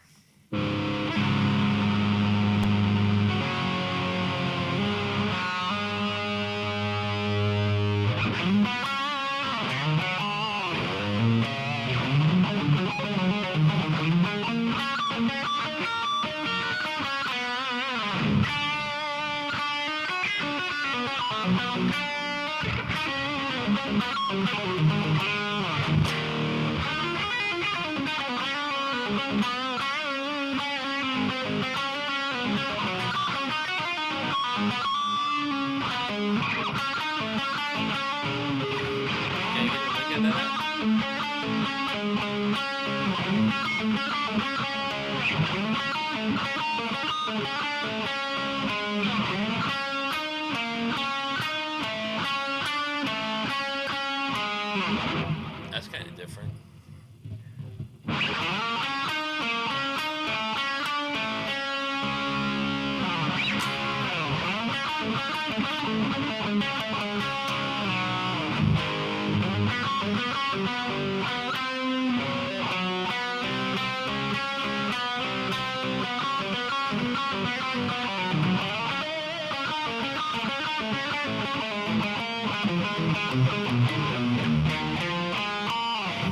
Interesting. Always bring it back up. Yep.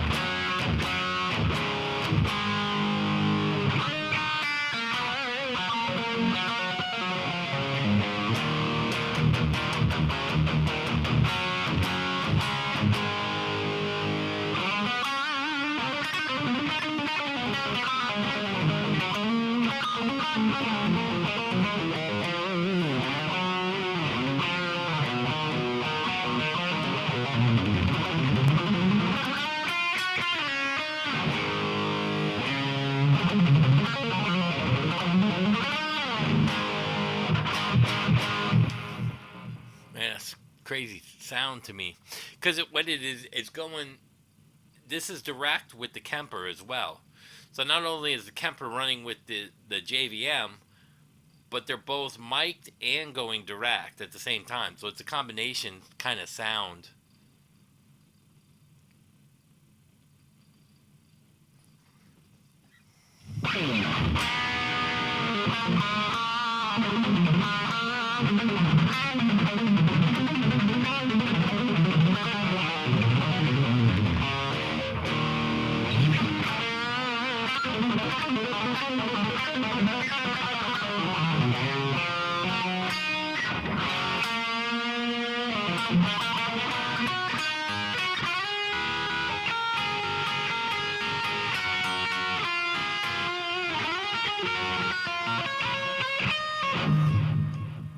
I got all kinds of lick ideas coming.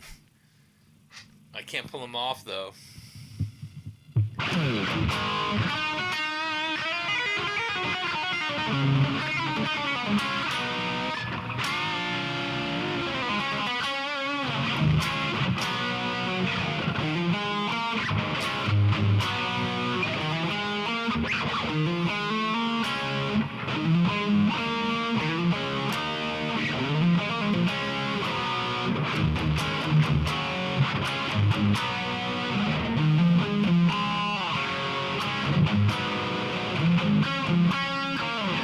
I had something in my head.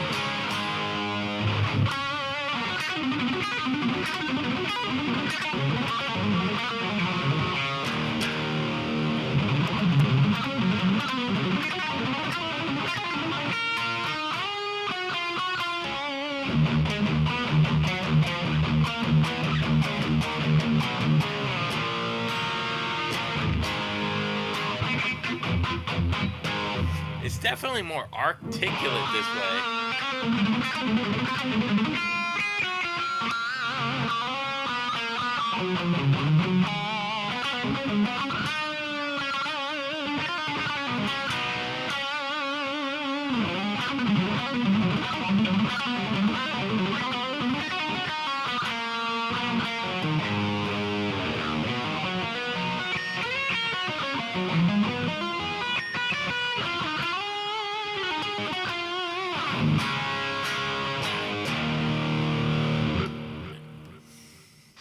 Interesting. Yeah, it's like a weird combination of having the Kemper with the JVM running direct and mic'd. Has a unique sound to it. It sounds good. It's just a different kind of sound to me, which is not the same.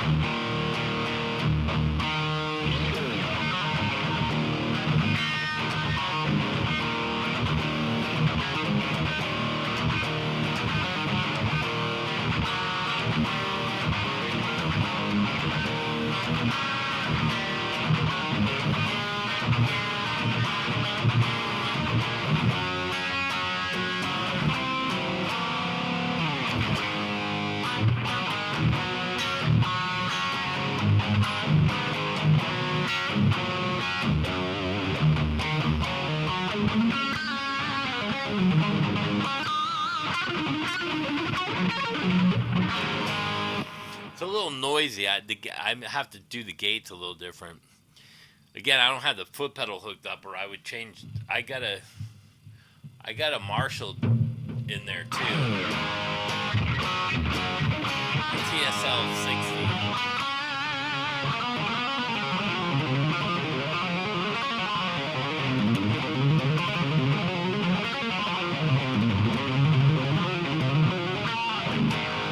See, now legato sounds better than picked.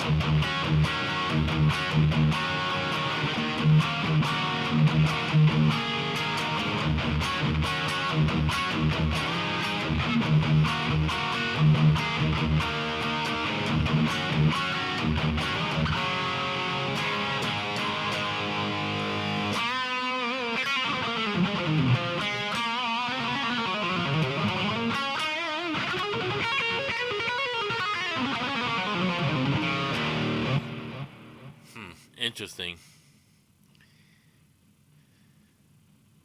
A gummy? Great tone in a gummy, oh my. I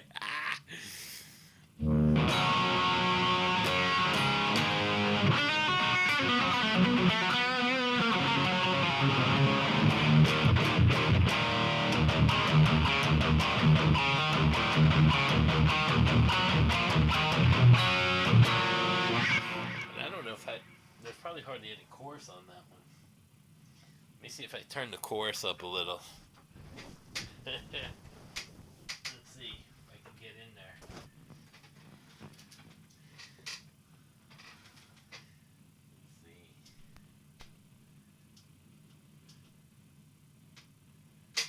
Let's turn the chorus up some.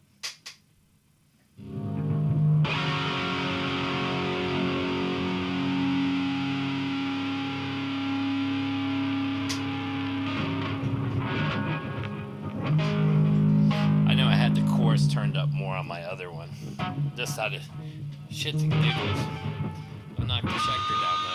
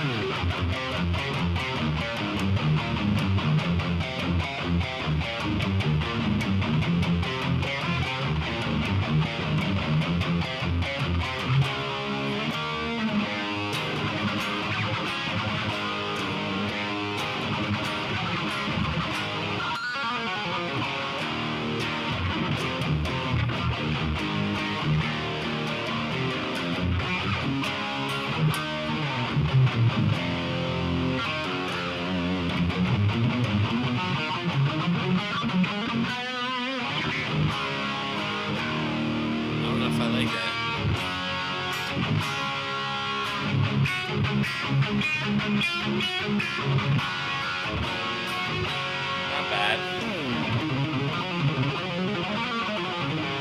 See, with the chorus up, now with the chorus up, it sounds pretty good to pick it. You know what I mean? So different effects actually affect the way you play.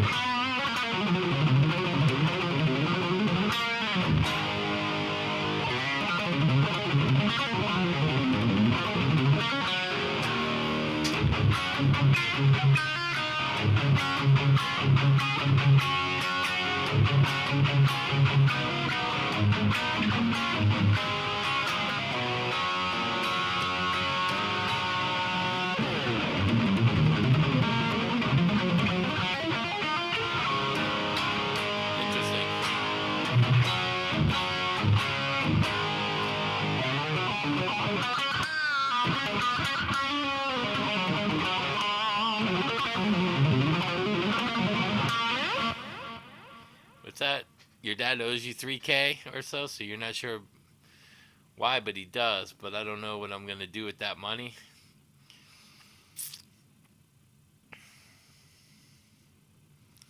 That's an interesting question. What you're gonna do with the money?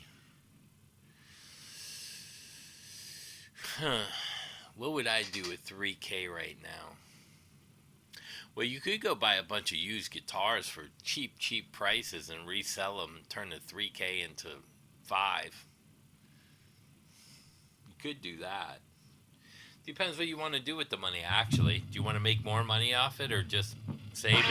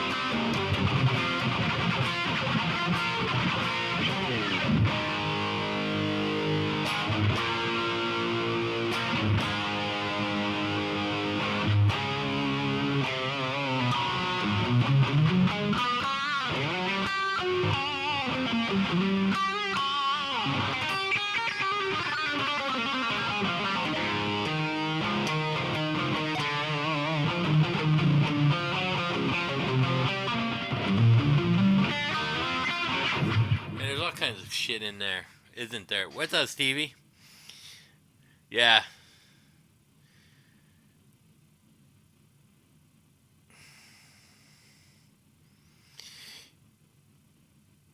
Oh, you're in St. Augustine?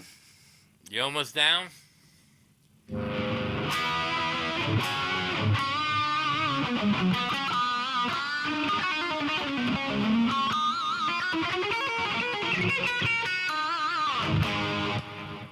I probably could take a...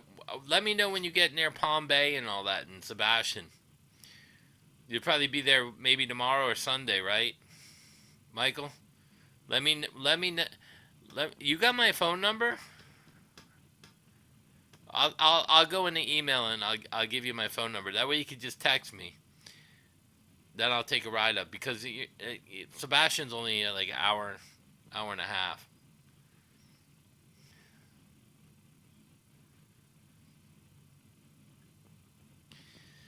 25 watts is plenty loud. That's only a 6 dB different.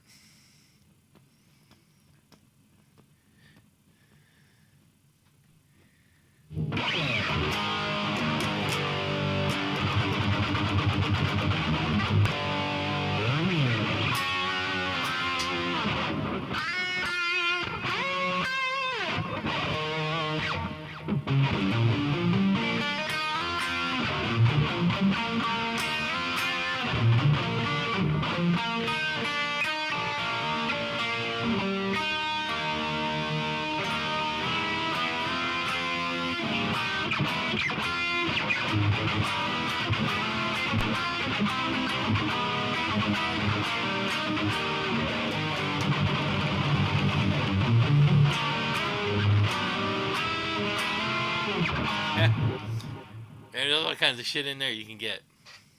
All right, I'll text it to your email. Are you currently on your way back to Palm Bay? So you're going to be in Palm Bay tomorrow? Maybe I can drive up tomorrow.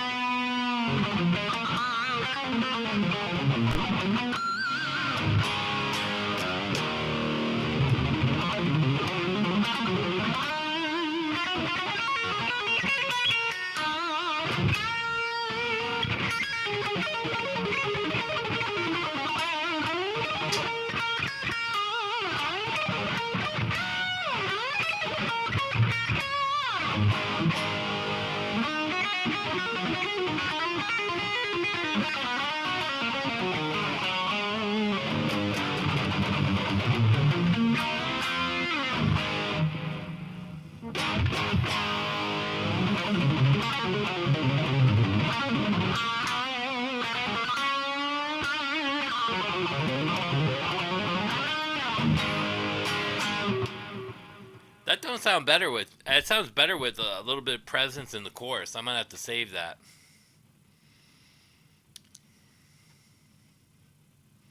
Tonight and tomorrow. All right, I'll drive. I'll drive up tomorrow. Like I'll see. Maybe I can leave in the morning. Get there about 9, 10.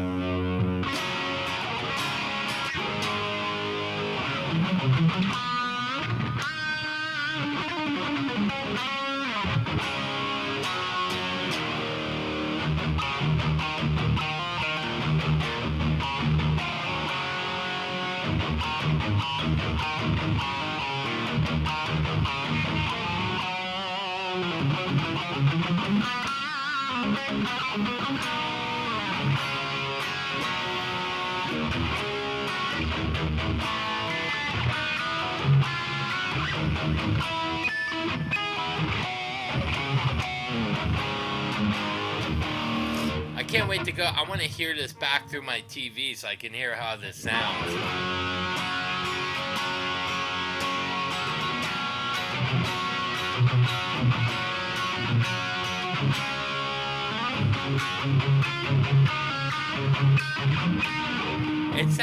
It sounds like I can hear all the notes better or something. It's hard to explain the sound in the room because it's so different sounding to me.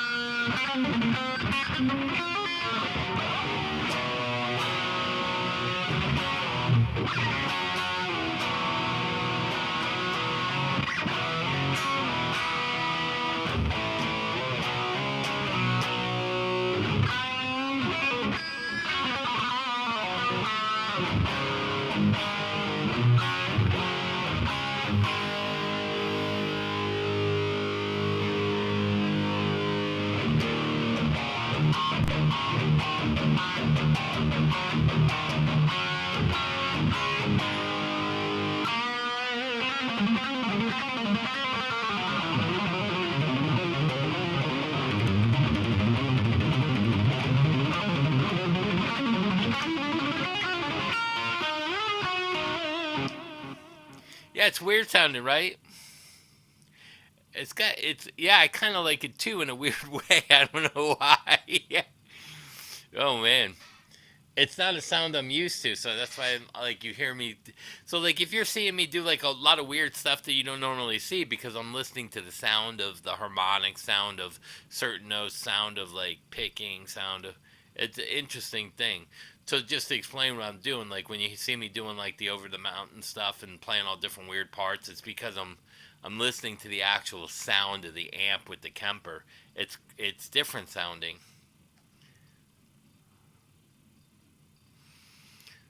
What happened? I missed something.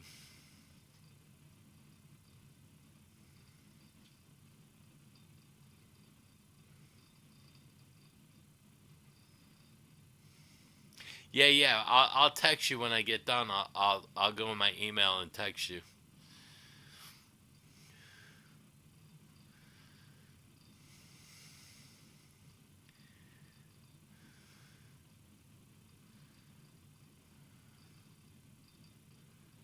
Johnny Winter fan? I love Johnny. Johnny Winter and Edgar Winter. Dun dun dun dun dun dun. What's the other? What's that Johnny Winter song?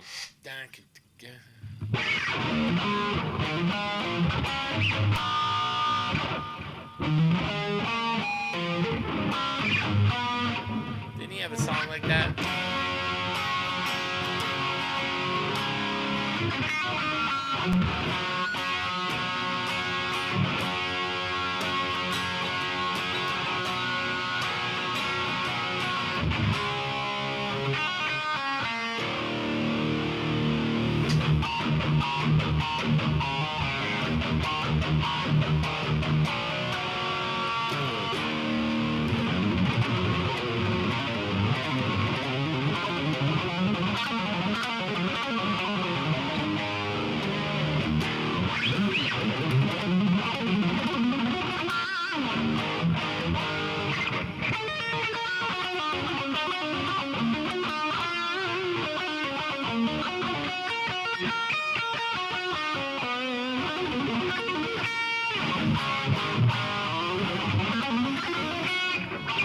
Right there?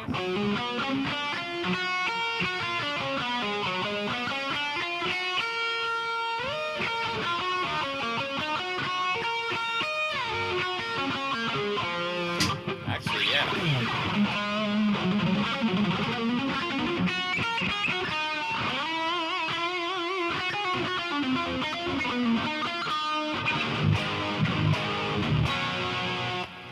It's an interesting sound for sure. Highway 61? Is that it? I couldn't remember.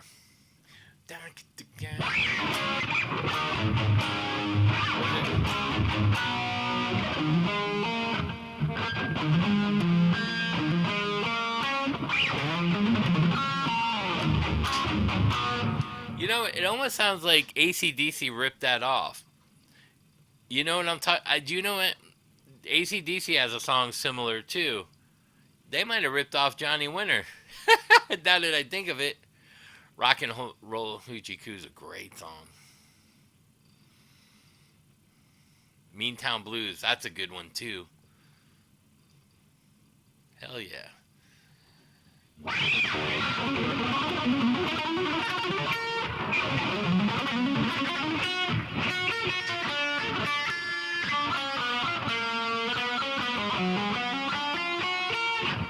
So why this works over here, that's that harmonic, the flat 6. There's G major, flat 6 with your F sharp, which is diminished.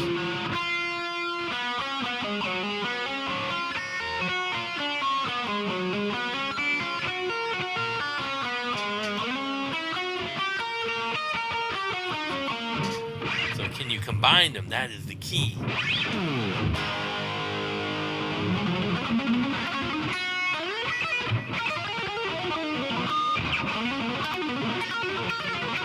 Ah, man, that's tough.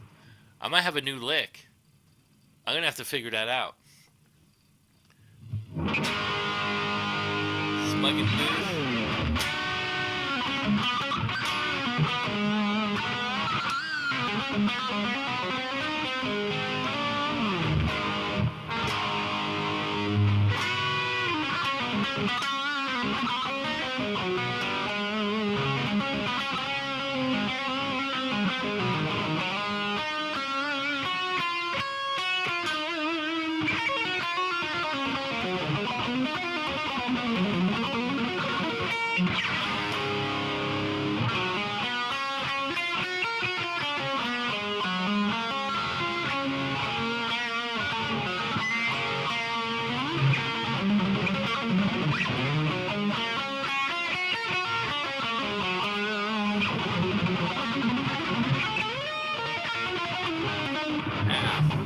I'll figure something out.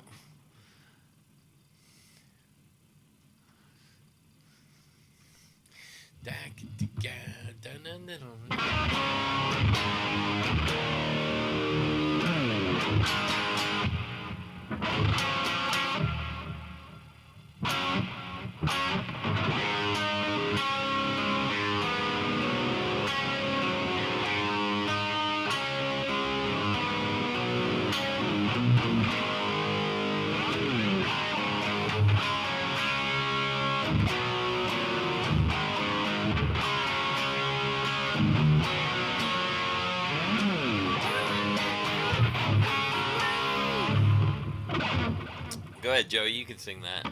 I can't sing that.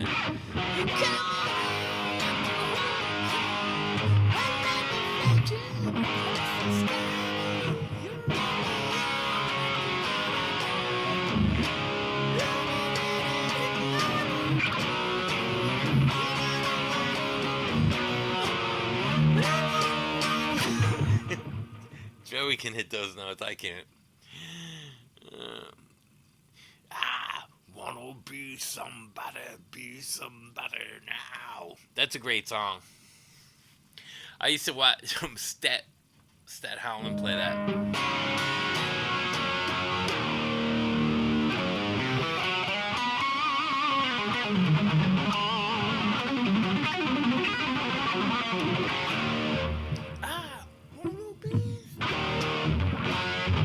Flying to Texas.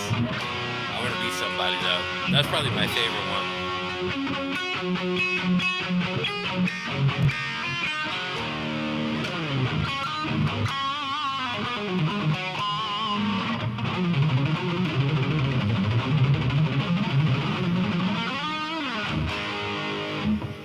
Interesting sound.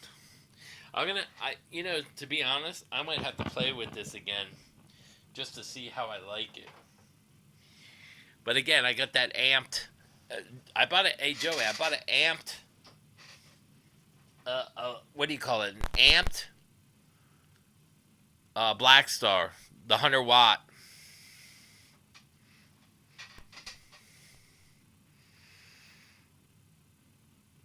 Hi, Carl. Chase Griffith. Hi, Carl. Iggy Pop songs, man. He has some cool songs too. Iggy Pop. Who was I talking to the other day about? Oh, I think it was Jerry. I was talking about some of the Sex Pistols and the Ramones and like the Dead Kennedys and all those, the Dead Milkmen and all those punk bands back then too. There were a lot of great punk bands in the day. I love Social Distortion as well. I don't know if you guys know who that is. Mike Ness. What a great band, Social Distortion. They sang Real Me. That's a hard song on bass. I watched a bass player play that once. I played the song with him. The chords are really easy. But I was watching him. He was struggling. That thing had all kinds of licks in there. I was like, man. That's a great song. I wanna be somebody, now. Blackie Lawless. Matter of fact, didn't you say I looked like Blackie Lawless the other night with the silver spray in there?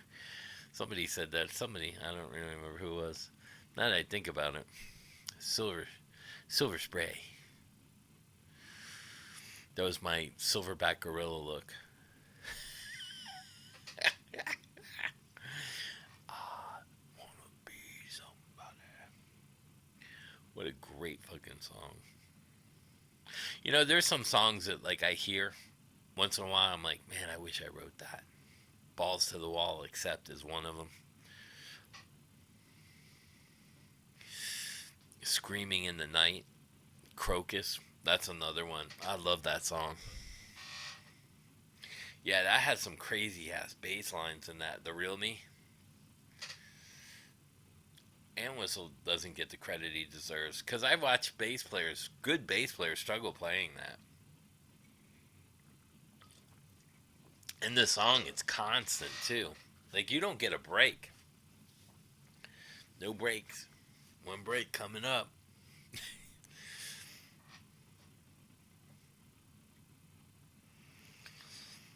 Who's Carl?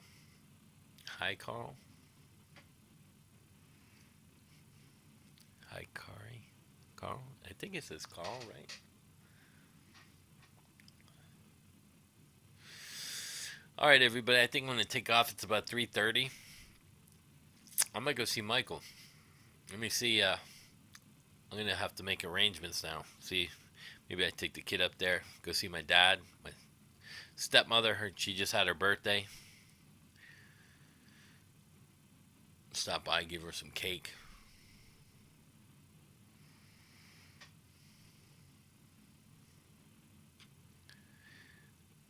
Passenger.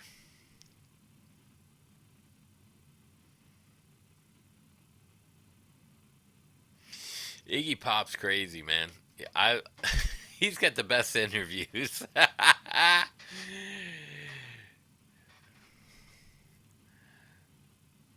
There's another punk band. I can't remember them.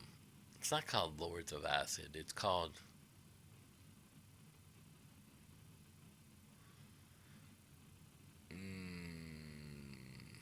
there's something like that. I'm trying to think who that is as well.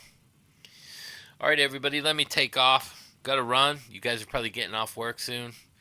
I'll text you. I don't know if Michael's listening, but I'll text him, and that way, see if I can go meet up.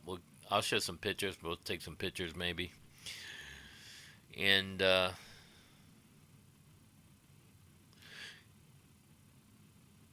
maybe eat some chicken wings.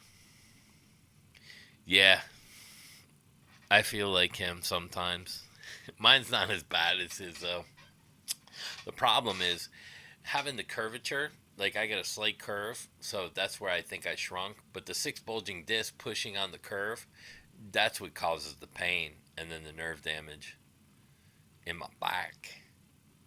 You got your back against the wall. And I remember playing that song with Crier. Crier.